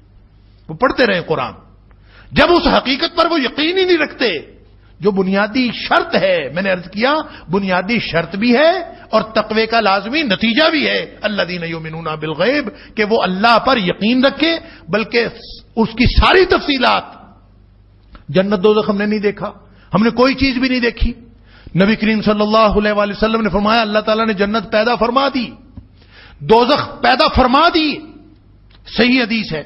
نبی کریم صلی اللہ علیہ وسلم جب اللہ نے دوزخ کو پیدا کیا، اللہ نے جنت کو پیدا کیا، اللہ نے جبریل علیہ السلام کو بلایا، آ کے دیکھو اب یہ جنت دوزخ کہاں ہے، ہمیں تو نہیں معلوم کہ جنت کہاں ہے دوزخ کہاں ہے، لیکن نبی کریم صلی اللہ علیہ وسلم کی بات پر ہمیں یقین ہے کہ آپ نے جو فرما دیا وہ صحیح ہے۔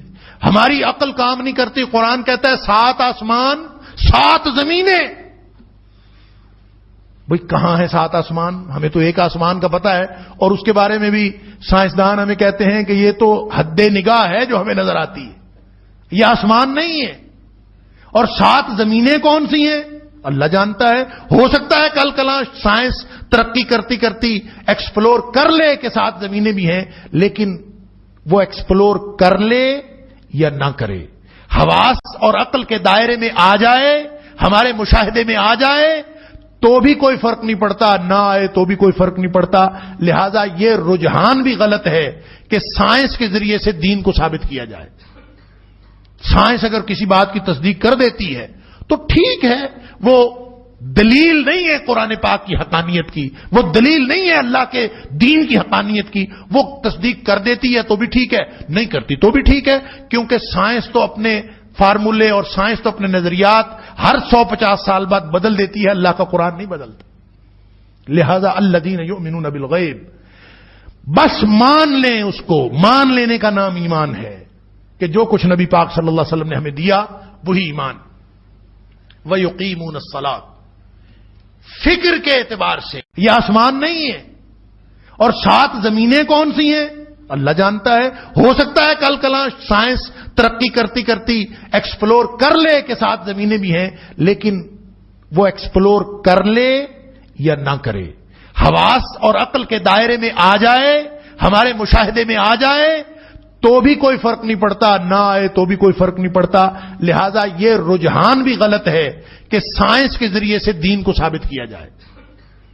سائنس اگر کسی بات کی تصدیق کر دیتی ہے تو ٹھیک ہے، وہ دلیل نہیں ہے قرآن پاک کی حقانیت کی، وہ دلیل نہیں ہے اللہ کے دین کی حقانیت کی، وہ تصدیق کر دیتی ہے تو بھی ٹھیک ہے، نہیں کرتی تو بھی ٹھیک ہے، کیونکہ سائنس تو اپنے فارمولے اور سائنس تو اپنے نظریات ہر 150 سال بعد بدل دیتی ہے، اللہ کا قرآن نہیں بدلتا۔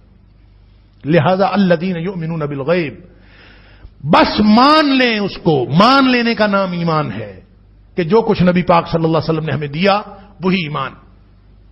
وَيُقِيمُونَ الصَّلَاةَ، فکر کے اعتبار سے، باطن کے اعتبار سے، عقیدے کے اعتبار سے پہلا تقاضا ایمان بالغیب ہے، اور یہی بنیاد، اور عمل کے اعتبار سے سب سے پہلی چیز ہے اقیم الصلاۃ، یعنی یہ عملی ضابطہ اور عملی نتیجہ نکلتا ہے کہ اقیم الصلاۃ، وہ نماز کو قائم کرتے ہیں۔ اقام یقیم، اقام یقیم، اس کا مطلب ہوتا ہے کسی چیز کو کھڑا کرنا یا سیدھا کرنا۔ قرآن پاک میں سورۃ الکہف کے اندر جو دیوار کا تذکرہ ہے موسیٰ علیہ السلام اور خضر علیہ السلام کے قصے میں کہ جب وہ گئے فوجدا فیہا، ایک بستی میں گئے، فوجدا فیہا جدارا یرید ان ينقض فاقامہ، کہ وہ دیوار گر رہی تھی، فاقامہ، انہوں نے اس کو کھڑا کر دیا. گویا کسی چیز کو کھڑا کر دینا، گرتی ہوئی چیز کو سیدھا کر کے کھڑا کر دینا، یہ ہے اقامہ یقیم. اور اللہ تعالی ہم سے کیا مطالبہ کرتا ہے اور اہل ایمان کی نشانی کیا بتاتا ہے؟ یہ نہیں فرمایا کہ یصلون الصلاۃ، نماز پڑھتے ہیں، یہ نہیں فرمایا، بلکہ فرمایا صلاۃ کو قائم کرتے ہیں.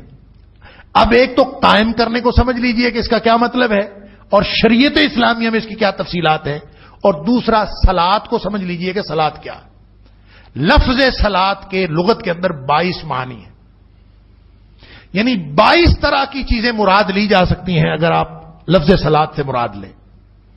کہ آپ یہ بھی کہہ سکتے ہیں کہ مثلا لفظ صلاۃ کا جو سب سے پرومیننٹ معنی ہے وہ یہ ہے کہ کوئی کسی چیز کو، ایک تو دعا ہے، صلاۃ کا معنی دعا بھی ہوتا ہے. کوئی کہے کہ میں مطلقاً دعا کرتا ہوں، یہ بھی صلاۃ ہے. رحمت کی دعا کرنا، پکارنا. لیکن عرب کے کلچر میں 2 معنی اس کے بڑے پرومیننٹ، اور جس کا جو صلاۃ کا عمل ہے اس کے ساتھ معنوی تعلق بھی ہے. ایک تو معنی یہ ہے کہ یہ جو باربیکیو بناتے ہیں، گوشت کو آگ کے اوپر بھوننے کے لیے، جب کسی بھی طرح کے گوشت کو رکھا جاتا ہے آگ کے اوپر اور اس میں سے وہ جو سارا میل کچیل نچڑ جاتا ہے، اس میں سے جو اس کے سارے جو فاضل مادے اور پانی اور ہر چیز اس میں سے جو نچڑ جاتی ہے، اس عمل کو عربی میں صلاۃ کہتے ہیں. کہ وہ صاف گوشت رہ جاتا ہے، باقی اس میں سے ہر چیز نکل جاتی. اس طرح سے تپایا جائے آگ پر کہ اس میں سے ساری چیزیں جو ہیں وہ میل کچیل اس میں سے نکل جائے، اس کا نام بھی صلاۃ ہے. اسی طرح یہ جو آپ نے دیکھا ہوگا کہ بانس سیدھے کرنے کے لیے بیمبوز جب وہ اگتے ہیں تو اس وقت تو وہ ٹیڑھے میڑھے ہوتے ہیں، کوئی ادھر کو جھکا ہوتا ہے، کوئی ادھر کو جھکا ہوتا ہے. لیکن ہم جب اس کو استعمال کرتے ہیں بالکل سیدھا کر کے، اور یہ بڑا پرانا طریقہ ہے کہ اس کو ایک آگ کے شکنجے پر ڈالا جاتا ہے. ایک ایسا شکنجا ہوتا ہے جس کے نیچے آگ رکھی ہوتی ہے اور وہ شکنجے کے اندر ڈال کے آگ کے اندر تپا کے بانس کو سیدھا کر دیا جاتا ہے. اس عمل کو بھی عربی میں صلاۃ کہتے ہیں.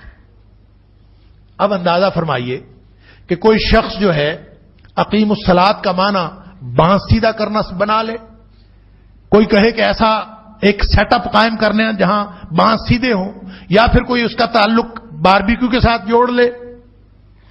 اگر لغت کا اعتبار ہوگا تو ان 22 معنی میں سے جس معنی پر آپ اعتبار کر لیں اور جس کے مطابق چلنا شروع کر دیں، لغت کا اعتبار نہیں ہوگا، بلکہ اعتبار کس کا ہوگا؟ وَأَنزَلْنَا إِلَيْكَ الذِّكْرَ لِتُبَيِّنَ لِلنَّاسِ مَا نُزِّلَ إِلَيْهِمْ. اے حبیب صلی اللہ علیہ وسلم، یہ قرآن ہم نے امتیوں پر ڈائریکٹ نازل نہیں کیا کہ وہ لغت کی مدد سے سمجھتے رہیں.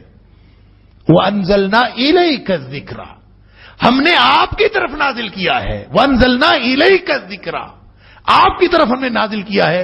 لِتُبَيِّنَ لِلنَّاسِ مَا نُزِّلَ إِلَيْهِمْ، تاکہ لوگوں کو آپ بتائیں کہ یہ کیا نازل ہوا ہے، وگرنہ نہیں پتا چلتا کیا نازل ہوا ہے. یقیمون الصلاۃ، وہ نماز قائم کرتے ہیں کا مطلب کیا ہوگا؟ وہی ہوگا جو اللہ کے رسول صلی اللہ علیہ وسلم نے بتایا کہ اس نماز سے وہ نماز مراد ہے صلو کما رأیتمونی اصلی، جس طرح مجھے نماز پڑھتا ہوا دیکھتے ہو. کہیں اپنے باربیکیو کے نظام نہ بنا لینا کہ اس کے سیٹ اپ کرنے نہ شروع کر دینا، یا اپنا کوئی نئی دکان نہ کھول لینا صلاۃ کے لفظ سے، بلکہ صلو کما رأیتمونی اصلی، یہ اس خاص عمل کا نام ہے جو میں پڑھتا ہوں، مجھے جس طرح پڑھتے ہوئے دیکھتے ہو تم بھی پڑھو.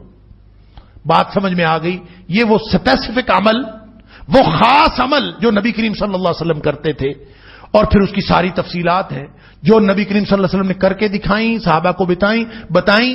اس کا نام نماز ہے، اس کا نام صلاۃ ہے، جس کو ہم اردو یا فارسی ترجمہ نماز کرتے ہیں. بعض لوگ اس کے بھی خلاف ہیں، وہ کہتے ہیں صلاۃ تو قرآن کی ایک اصطلاح ہے، اسلام کی ایک اصطلاح ہے، اور اصطلاح کے معنی نہیں کیے جاتے، لہذا اس کا ترجمہ نہیں کرنا چاہیے، نماز نہیں کہنا چاہیے، صلاۃ کو صلاۃ ہی کہنا چاہیے، کیونکہ یہ اصطلاح ہے۔ میرا خیال ہے یہ تکلف ہے، نماز کو نماز کہیں یا صلاۃ کہیں، یہ ایسے ہی ہے جیسے ہم صوم کو روزہ کہہ دیتے ہیں۔ آپ اس کو روزہ کہیں یا صوم کہیں، رکھا اس طریقے سے جائے گا جو نبی کریم صلی اللہ علیہ وسلم نے طریقہ بتایا، شکل اس کی وہی ہوگی۔ علی ھذا القیاس، اگر کوئی شخص نماز کو نماز کہتا ہے یا صلاۃ کہتا ہے، کرنا کیا ہے؟ فرمایا کرنا یہ ہے کہ یقیمون الصلاۃ، اس کو قائم کرنا۔ اور قائم کرنے میں کیا مطلب ہے؟ پڑھنا تو سمجھ میں آ گیا، قائم کرنے کا کیا مطلب؟ اس کے لیے بے شمار تفصیلات مفسرین کرام نے لکھی ہیں، لیکن میں چند باتیں آپ کے سامنے رکھتا ہوں جو اللہ کے قرآن سے یا نبی کریم صلی اللہ علیہ وسلم کے فرامین سے واضح ہوتی ہیں کہ یقیمون الصلاۃ کا کیا معنی ہے، نماز کو قائم کرنے کا کیا مطلب۔ ایک تو سمجھ لیجئے کہ نماز بنیادی طور پر انفرادی عمل نہیں ہے، یہ ایک اجتماعی نظام کا حصہ ہے، انفرادی عمل نہیں، اور اسی لیے کہ یہ ایک اجتماعی ذمہ داری ہے۔ اور اللہ تعالیٰ نے فرمایا الذین ان مکناہم فی الارض اقاموا الصلاۃ، یہ مومن وہ ہوتے ہیں کہ ان کو اگر ہم دنیا میں حکومت دے دیں نا، جس کے پاس حکومت نہیں ہے اس نے کیا کرنا ہے؟ یہی نمازیں اس نے بھی پڑھنی، اور جس کو حکومت مل گئی فرمایا ان کا پہلا کام یہ ہوتا ہے اقاموا الصلاۃ، وہ صلاۃ کا نظام قائم کرتے ہیں۔ گویا اس کا تعلق پورے ایک اجتماعی سسٹم کے ساتھ ہے، ایک اجتماعی رویہ ہے امت کا جس کو منسلک کر دیا گیا ہے اس انفرادی عمل کے ساتھ جو بظاہر انفرادی عمل ہے۔ اور کوئی شخص اگر اپنے گھر میں اکیلا ہے تو اس کی ذمہ داری اس اجتماعی نظام کو قائم کرنے کی اپنی حد تک ہے، کیونکہ وہ اکیلا ہے، وہ جس اجتماعیت کا ذمہ دار ہے اس اجتماعیت میں اس کی ذات کے علاوہ کوئی شامل ہی نہیں، اور اگر اس کی ذات کے علاوہ اس کے گھر میں کوئی اور شامل ہو گیا ہے تو پھر یہ نظام جو صلاۃ کا ہے، یہ جو نماز کا نظام ہے، اس میں شامل ہونے کے لیے وہ پھر اس کا انفرادی طور پر اس کی اپنی ذات اس میں شامل نہیں ہوگی، بلکہ اس کے ساتھ اس کے اہل خانہ بھی شامل ہو جائیں۔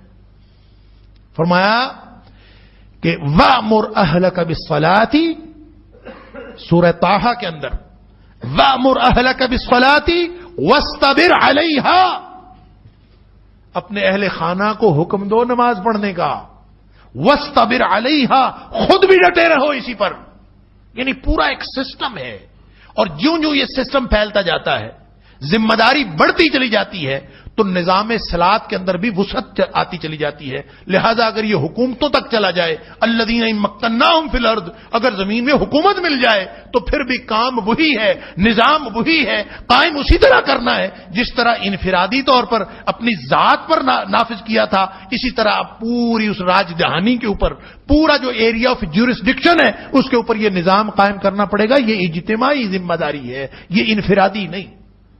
اسی لیے جو پیش امام کی بات ہے، امام کون ہوگا، خطیب کون ہوگا، جس لیول کا اجتماع ہوگا اس لیول کا جو امیر ہوگا وہی اس کا امام ہوگا۔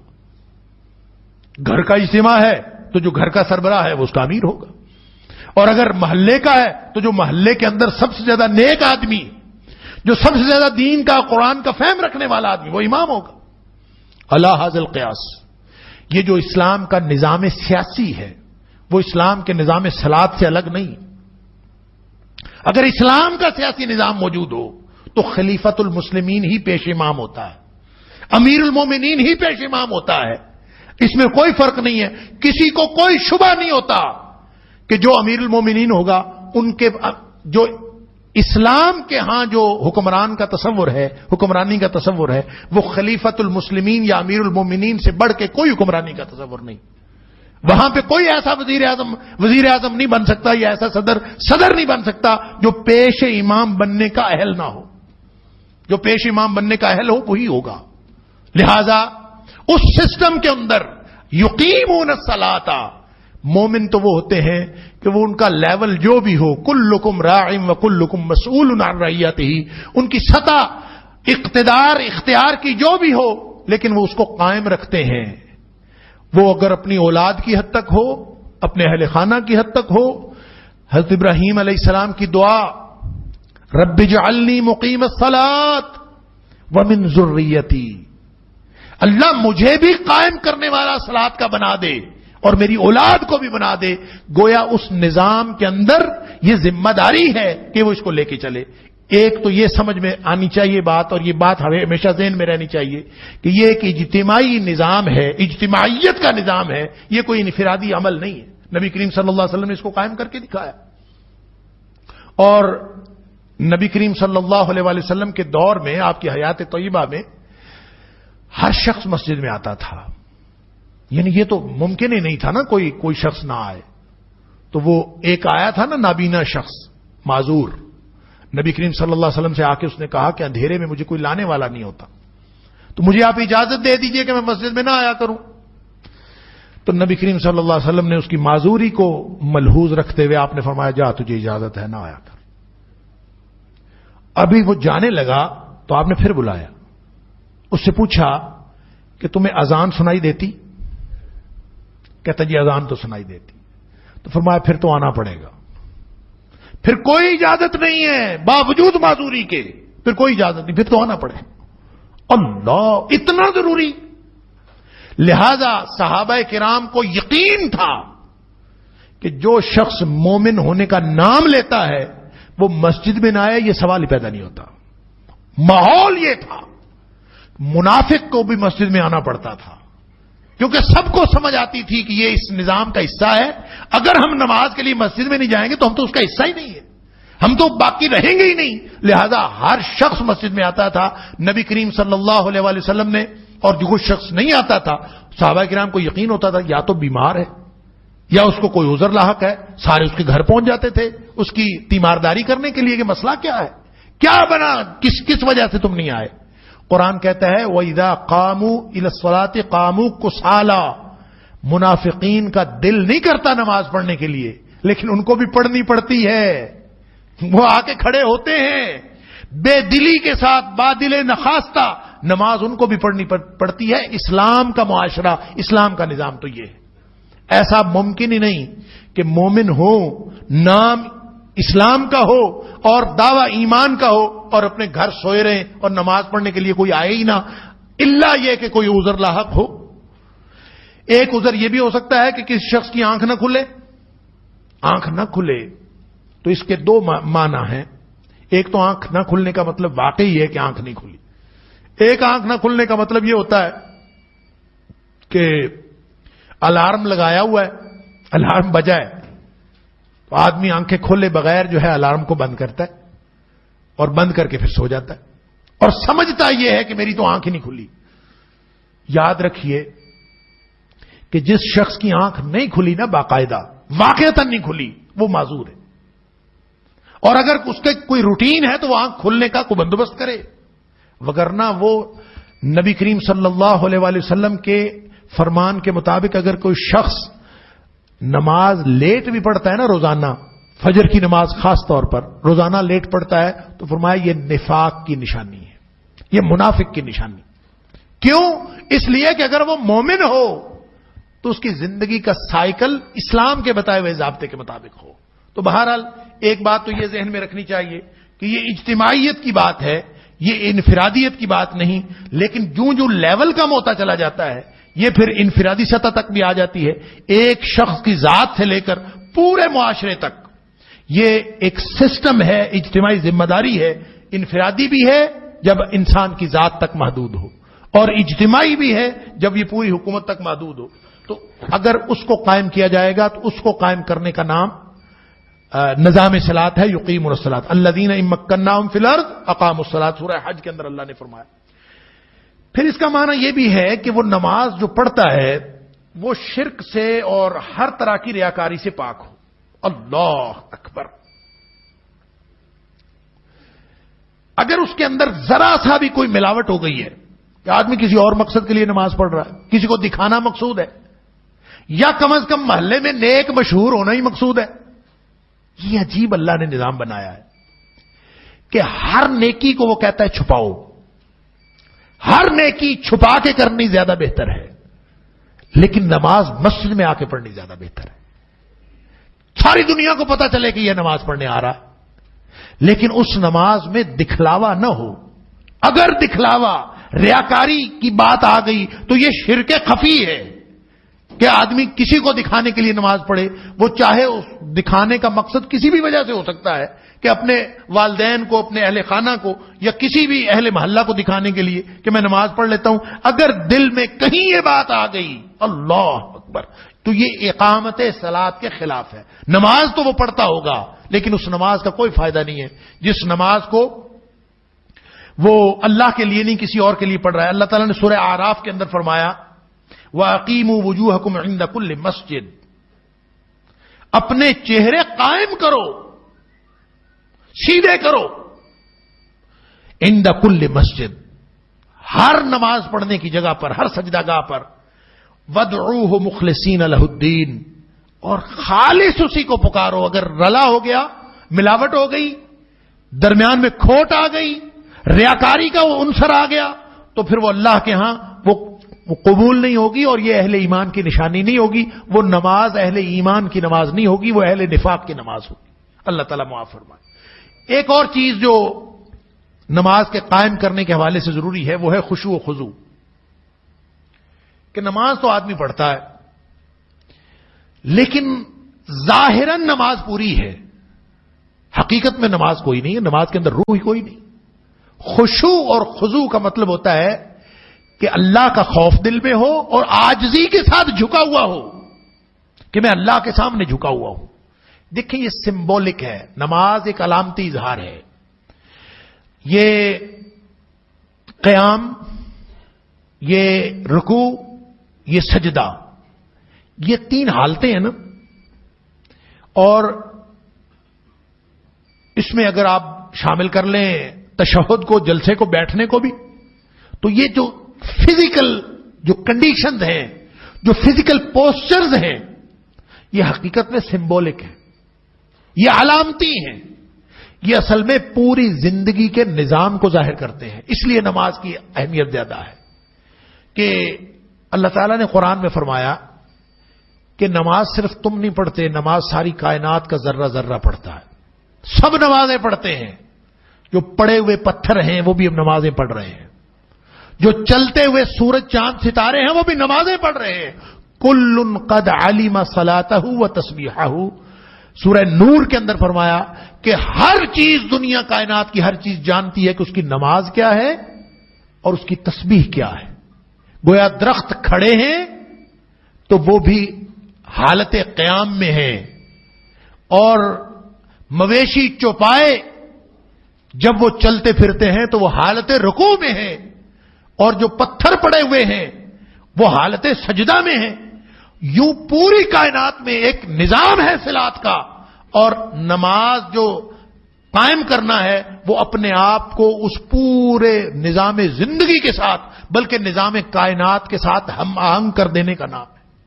جب انسان رکوع کر رہا ہوتا ہے، جب انسان قیام کر رہا ہوتا ہے، جب یہ سجدہ کر رہا ہوتا ہے، جب یہ جلسے میں بیٹھا ہوتا ہے، جب یہ تشہد میں بیٹھا ہوتا ہے، تو حقیقت میں یہ نماز کی کسی نہ کسی اس کیفیت میں ہوتا ہے جو پوری اس کائنات کے نظام کی، اس پورے کائنات کے نظام صلات کا حصہ ہے. اس کے ساتھ ہم آہنگی اصل میں یہ سمبولک ہے کہ یوں میں اللہ کا غلام ہوں، جیسے ساری کائنات اللہ کی غلامی کر رہی ہے، میں بھی اللہ کا غلام ہوں. یہ اللہ کی غلامی کا سب سے پہلا علامتی اظہار ہے. نماز اس لیے ایمان کے بعد سب سے پہلا نماز، پہلا تقاضا نماز. سارے فرائض آپ دیکھیں نا، سارے فرائض ہیں اس کے لیے جو عمر ہے بلوغت ہے، جو عمر کی شرط ہے وہ بلوغت.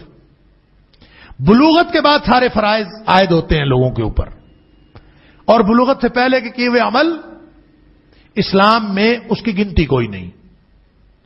یہ وہ پہلا فرض ہے جو بلوغت سے بھی پہلے عائد ہو جاتا ہے. یہ واحد فرض. فرمایا 7 سال کا ہونا تو نماز کا حکم دینا شروع کر دو. مرو اولادکم وہم ابناء 7 سنین. 7 سال کے بچے ہوں تو نماز کا حکم دینا شروع کر دو، کیونکہ اس نے آگے چل کے وہ پورا نظام صلات کا حصہ بننا ہے. اس کو پہلے دن سے ہی پریکٹس شروع ہو جائے. 7 سال کا بچہ کچھ سیکھنے کے قابل ہوتا ہے، فرمایا اسی وقت ان کو نماز سکھاؤ، اور 10 سال کا بچہ ہو جائے تو نماز نہ پڑھو تو وَضْرِبُوهُ عَلَيْهَا، پھر سختی کرو اس کے اوپر، اور اس کو مارنا پڑے تو ہلکی مار بھی مارو تاکہ وہ نماز پڑھے، کیونکہ اس نے پورے نظام صلاۃ کا یہ پہلا تقاضا ہے، پہلا عملی تقاضا ہے۔ اگر کوئی شخص اس کو پورا نہیں کرتا تو اس کا مطلب یہ ہے کہ اس کا تو ایمان، جس کو کہا گیا تھا نا ایمان، میں نے سورہ نساء کی آیت نمبر 136 آپ کے سامنے رکھی تھی کہ یا ایھا الذین آمنوا آمنوا باللہ ورسولہ، اے اہل ایمان، اے ایمان کا دعویٰ کرنے والوں، واقعتاً ایماندار بن کے بھی تو دکھاؤ۔ تو اس کا مطلب یہ ہے کہ ایمان کے بعد فوراً عملی تقاضا لاگو ہوتا ہے، اور سب سے پہلا اظہار نماز ہے۔ وہ جو میں نے مثال دی تھی نا شروع میں کہ ہمیں کوئی آ کے یہاں خبر دے کہ باہر کوئی واقعہ ہو گیا، اسی مثال کو ذرا ذہن میں رکھیں۔ ایمان کا عمل کے ساتھ تعلق، اس مثال سے یہ تعلق بھی سمجھ میں آئے گا کہ مثلا اگر ہم نے اس کی خبر پر یقین کر لیا کہ باہر کوئی واقعہ ہو گیا ہے، ہم نے اس کی بات پر اعتماد کر لیا، تو اس کے بعد میں یہاں اسی طرح سکون سے درس دے سکوں گا؟ آپ اسی طرح پرسکون طریقے سے بیٹھے رہیں گے؟ سوال ہی پیدا نہیں ہوتا۔ اس کی بات کا یقین کرنے کا مطلب یہ ہوگا کہ ہم فوراً اٹھیں، فوراً ہم سرگرم عمل ہو جائیں، اور جو واقعہ ہوا ہے اس کے بارے میں، وہ جو واقعہ جو ہم سے تقاضا کرتا ہے، ہم اس تقاضے پر سرگرم عمل ہو جائیں۔ یہ لازمی نتیجہ ہے اس آدمی کی خبر پر اعتماد کرنے کا۔ لہذا کوئی شخص ایمان کا اظہار کرتا ہے تو ایمان کا اظہار کرنے کے فوراً بعد اس کے اوپر عملی تقاضا لاگو ہوتا ہے، پھر اس کا سکون اڑ جاتا ہے، اس کی راتوں کی نیندیں اڑ جاتی ہیں، وہ سرگرم عمل ہو جاتا ہے۔ ایمان آ جائے اور عمل کوئی نہ ہو، یہ سوال ہی پیدا نہیں ہوتا۔ سمجھ لیجئے سورہ بقرہ میں جہاں سے سورہ بقرہ کا اختتام ہوتا ہے، آخری 2 آیات اللہ نے ایمان کی تفصیل بتائی۔ آمن الرسول بما انزل الیہ من ربہ والمؤمنون کل آمن باللہ وملائکتہ وکتبہ ورسلہ لا نفرق بین احد من رسلہ وقالوا سمعنا واطعنا۔ یہ تفصیل ہے سارے ایمان کی کہ اللہ پر ایمان، رسولوں پر ایمان، کتابوں پر ایمان، سارے رسولوں پر ایمان، اور ہم کسی رسولوں کے درمیان کوئی فرق بھی نہیں کرتے۔ یہ پورے ایمان کی تفصیل بتانے کے بعد فرمایا ایمان جب آ جاتا ہے نا، قالوا سمعنا واطعنا، ایمان کا فوراً تقاضا لاگو ہوتا ہے کہ اگر خبر سن لی، سمعنا واطعنا، پھر سننے اور عمل کرنے کے درمیان تردد کا وقفہ نہیں ہوتا، پھر آدمی سوچ میں نہیں پڑ جاتا، پھر ifs اینڈ بٹس نہیں آگے آتے، پھر آدمی یہ سوچتا نہیں ہے کہ پتہ نہیں اس کا کیا مطلب ہے، پتہ نہیں کیا ہے، پتہ نہیں مجھے کہا ہے کسی اور کو کہا ہے، بلکہ فوراً سرگرم عمل ہو جانا یہ ایمان کا تقاضا ہے۔ لہذا وہ جو فوری طور پر عملی تقاضا لاگو ہوتا ہے، اس کا سب سے پہلا اور ادنا اظہار جو ہے وہ نماز ہے۔ آپ یوں کہہ لیجئے کہ بیس لائن اسلام کی عملیت کی اور عملی ضابطے کی جو بیس لائن ہے وہ نماز۔ اگر کوئی شخص نماز ہی نہیں پڑھتا تو اس کا کیا مطلب ہے؟ اس کا مطلب یہ ہے کہ وہ جو اللہ کا پورا دیا ہوا نظام ہے، جس کو ہم اللہ کا نظام عبدیت کہیں یا نظام عبادات کہیں، اصل میں یہ نظام عبادات ہے جو نظام عبدیت کا حصہ ہے۔ عبد کا تعلق الہ کے ساتھ ہے، عبد کی عبدیت میں عبادت شامل ہے، عبدیت کل ہے کہ انسان اللہ کی غلامی میں آ جائے، اس میں نظام عبادت اس کا عملی اظہار ہے۔ نظام عبادت میں پہلا اظہار جو ہے وہ نماز ہے۔ گویا جس شخص کی نماز موجود ہے وہ اللہ کے غلاموں کی فہرست میں اس کا نام شامل ہے۔ یہ وہ آخری بات ہے کہ اللہ کے غلاموں کی فہرست میں نام شامل۔ اگر وہ نام شامل نہیں ہے، وہ وہیں یعنی 5 وقت وہ آتا ہے، میں یہ سمجھتا ہوں اور میں یہ کہا کرتا ہوں کہ یہ یوں سمجھ لیجئے کہ اللہ کے غلاموں کا رجسٹر حاضری ہے کہ کس کس کی حاضری آج لگی ہے اور کس کس کی حاضری نہیں لگی۔ جس کی حاضری لگی ہے وہ اس کا نام اللہ کے غلاموں کی فہرست میں شامل۔ غلطیاں ہو جاتی ہیں، کوتاہیاں ہو جاتی ہیں، لیکن اس کا نام سٹرک آف نہیں ہوتا، وہ موجود ہے اگر وہ نماز پڑھتا ہے۔ لیکن جو اگر نماز بھی چھوڑ گیا تو فرمایا بین العبد والکفر ترک الصلاۃ، کہ عبد کی ابدیت، یہ نہیں فرمایا بین الکفر والاسلام ترک الصلاۃ، فرمایا بین العبد والکفر ترک الصلاۃ. جب تک یہ نماز پڑھتا تھا تو غلاموں کی فہرست میں شامل تھا. جس دن نماز ختم ہو گئی تو یہ تو عبدیت سے نکلا اور کفر میں چلا گیا. اب یہ اس فہرست میں ہی شامل نہیں ہے جو اللہ کے غلاموں کی فہرست ہے. جو نبی کریم صلی اللہ علیہ وسلم کی امتیوں کی فہرست ہے اس میں شامل ہی نہیں. وہ حدیث آپ نے سنی ہے نا کہ قیامت کے دن نبی کریم صلی اللہ علیہ وسلم فرماتے میں حوض کوثر پہ پانی پلا رہا ہوں گا تو لوگ میرے پاس آ رہے ہوں گے اور گروہ در گروہ تو میں ان کو پانی پلاؤں گا. اور نبی کریم صلی اللہ علیہ وسلم نے یہ بھی فرمایا کہ میں تمہارا انتظار کروں گا. وہاں تفصیلات ہیں اس کی. وہاں ایک صحابی پوچھتا ہے اللہ کے رسول صلی اللہ علیہ وسلم کیسے پہچانیں گے آپ؟ حضرت آدم علیہ السلام سے لے کر حضرت عیسیٰ علیہ السلام تک سارے نبیوں کی امتیں وہاں پہ موجود ہوں گی. آپ ہمیں کیسے پہچانیں گے کہ میری امت ہے؟ تو فرمایا کہ میں ان کو اس طرح سے پہچانوں گا کہ میری امت جو ہے غرم محجلین من آثار الوضوء، میری امت جو ہوگی وہ قیامت کے دن اس کے اعضائے وضو روشن ہوں گے. 5 اعضاء جو وضو کے وقت روشن ہوتے ہیں، جو وضو کے وقت دھلتے ہیں، یہ قیامت کے دن روشن ہوں گے. فرمایا اس سے میں پہچانوں گا کہ یہ میری امت ہے. غرم محجلین من آثار الوضوء. اس سے پتہ کیا سمجھ آئی کہ جو لوگ نماز نہیں پڑھتے وہ تو قیامت کے دن نہیں پہچانے جائیں گے. ان کے اندر وہ نشانی نہیں ہوگی. کوئی نبی کریم صلی اللہ علیہ وسلم کی امت ہے وہ تو ویسے ہی خارج ہو گئے. اللہ، جس نشانی سے نبی کریم صلی اللہ علیہ وسلم نے پہچاننا ہے وہ نشانی ہی ان لوگوں میں نہیں ہے جو نماز چھوڑ دیتے ہیں. اس لیے فرمایا بین العبد والکفر ترک الصلاۃ. یہ تو رجسٹر حاضری بھی گیا، نام اس طرح کاف ہو گیا جس نے یہ چھوڑ دی. یہ اس لیے سب سے پہلا تقاضا، لیکن یہ ابتدا بھی ہے، یہ انتہا بھی ہے. ابتدا بھی نماز ہے، انتہا بھی نماز ہے. جیسے میں نے کہا تقوی بنیادی شرط بھی ہے، تقوی منزل مقصود بھی ہے. نماز بھی ابتدا بھی ہے، انتہا بھی ہے. فرق پتہ کیا ہے؟ فرق یہ ہے کہ جب ابتدا ہوتی ہے تو پڑھنی مشکل ہے، اور جب انسان اگلی منزل پہ پہنچ جاتا ہے تو پھر چھوڑنی مشکل ہے. جتنی تکلیف ابتدا میں پڑھنے سے ہوتی ہے اس سے 1000 گنا زیادہ تکلیف اگلی منزل پہ جا کے چھوڑنے سے ہوتی ہے.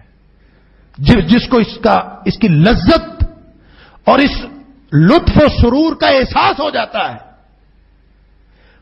وہ جب چھوڑے گا تو اس کو تکلیف زیادہ ہوگی. شروع میں پڑھنے میں تکلیف ہے اور اس منزل پر پہنچ کر چھوڑنے میں تکلیف ہے ابتدا بھی نماز ہے، انتہا بھی نماز. نبی کریم صلی اللہ علیہ وسلم فرمایا کرتے تھے قرۃ عینی فی الصلاۃ، میری آنکھوں کی ٹھنڈک نماز میں ہے.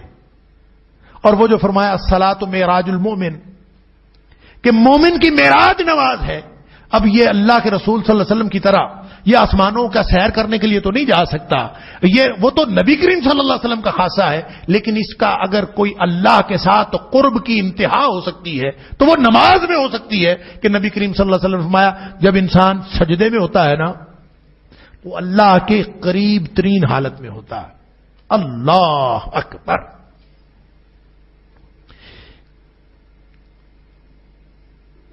سبحان اللہ. کہ اور فرمایا اس وقت دعا کرنی چاہیے کیونکہ اللہ کے قریب ترین حالت میں ہوتا ہے. اقرب ما یکون العبد الی ربہ وہو ساجد. جب وہ سجدے کی حالت میں ہوتا ہے تو وہ اللہ کے بالکل قریب ترین حالت میں ہوتا ہے. فرمایا پھر اس وقت جو ہے فاسألوہ، اس وقت مانگ لیا کرو جو کچھ مانگنا ہوتا ہے سجدے میں جا کے. تو گویا نماز ابتدا بھی ہے، نماز انتہا بھی ہے. اس لیے اس کی سب سے پہلی نشانی یہ بتائی ہے کہ یقیمون الصلاۃ، وہ نماز قائم کرتے ہیں. اور میں یہ عرض کر رہا تھا کہ خشوع اور خضوع ایک ظاہری عمل ہے، ایک اس کا باطنی کیفیت ہے. اگر ظاہری عمل موجود ہے، باطنی کیفیت موجود نہیں ہے تو وہ نماز ہے ہی نہیں. فرمایا قد افلح المؤمنون الذین هم فی صلاتهم خاشعون. نماز میں ان کے اوپر لرزہ طاری ہو جاتا ہے کہ میں اللہ کے سامنے کھڑا ہوں، اللہ کے ساتھ میں باتیں کر رہا ہوں. دنیا کا چھوٹا موٹا حکمران جن کی اللہ کے نزدیک کوئی حیثیت نہیں، ان کے سامنے ہم کھڑے ہوتے ہیں تو زبانیں تھر تھرانے سے لگتی ہیں. اللہ اکبر. ایک دفعہ ہمارے پروفیسرز کی میٹنگ تھی کسی فیڈرل منسٹر کے ساتھ، تو ہمارا جو اسپوکس مین تھا وہ بات کرنے لگا تو اس کی زبان جو ہے وہ تھوڑی تھوڑی دیر بعد وہ پھسل جائے. تو وہ منسٹر کہتا آپ پروفیسر ہیں اور بات کیسے کر رہے ہیں؟ اب ظاہر ہے وہ منسٹر تھا، وہ کہہ سکتا تھا. تو اب وہ پروفیسر صاحب کہتے ہیں سامنے اسٹیٹ منسٹر فیڈرل منسٹر بیٹھے ہوں تو زبان تو پھسل ہی جاتی ہے نا. اللہ اکبر. ان دنیا کے چھوٹے چھوٹے یہ اللہ کے نزدیک ذرات بھی نہیں ہے، کچھ بھی نہیں ہے، کوئی حیثیت نہیں ہے، ان کے سامنے تو ہماری زبانیں پھسلنا شروع ہو جائے.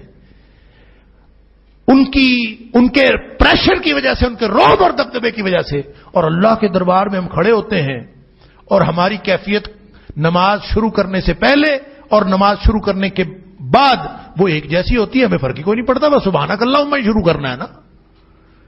نماز پڑھتے ہیں ہم، لیکن اس کے اندر خشوع اور خضوع نام کی کوئی چیز نہیں ہوتی. اللہ اگر خشوع اور خضوع موجود ہو، ایک ایک لمحے آدمی کو احساس ہو کہ میں اللہ کے سامنے ہوں، میں کس طرح سے اللہ کے ساتھ بات کر رہا ہوں، اس وقت میں قیام میں ہوں، میں اس وقت کھڑا ہوں، اس وقت میں جھکا ہوا ہوں، میرا اللہ مجھے دیکھ رہا ہے. جب اس وقت اس طرح کی کیفیت ہو اور اللہ کے سامنے وہ خشیت، وہ خشوع اور خضوع کی کیفیت ہو، اللہ اکبر، پھر نماز کی ہر کیفیت بڑی اہم ہے.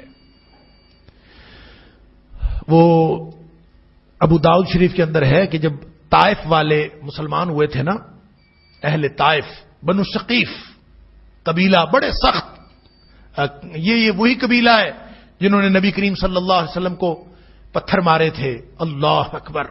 جب یہ مسلمان ہوئے تو نبی کریم صلی اللہ علیہ وسلم کے پاس آیا ان کا ڈیلیگیشن، آ کے نبی کریم صلی اللہ علیہ وسلم سے کہتے ہیں کہ ہمیں چند رعایتیں چاہیے. اس رعایت میں ایک رعایت انہوں نے یہ مانگی تھی، اللہ یجبو، جس کے مختلف معنی اہل لغت نے اور محدثین نے کیے ہیں، اور نبی کریم صلی اللہ علیہ وسلم کا جواب اس کا معنی متعین کرتا ہے.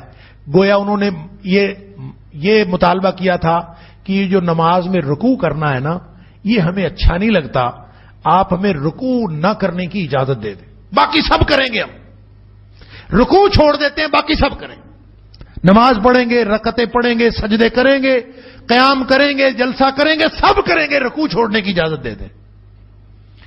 نبی کریم صلی اللہ علیہ وسلم نے اس کے جواب میں فرمایا، یہ نہیں فرمایا کہ رکوع چھوڑو گے تو رکعت نہیں ہوگی یا نماز نہیں ہوگی، ایسی کوئی بات نہیں فرمائی.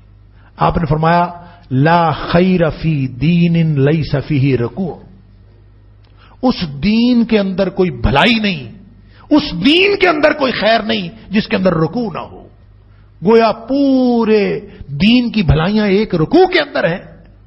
حقیقت بات یہ ہے کہ وہ کیفیت جو اللہ کے سامنے جھکنے کی ہے، اگر وہ میسر آ جائے، اور آدمی، نبی کریم صلی اللہ علیہ وسلم کا رکوع پتہ کیسے ہوتا تھا؟ اللہ اکبر.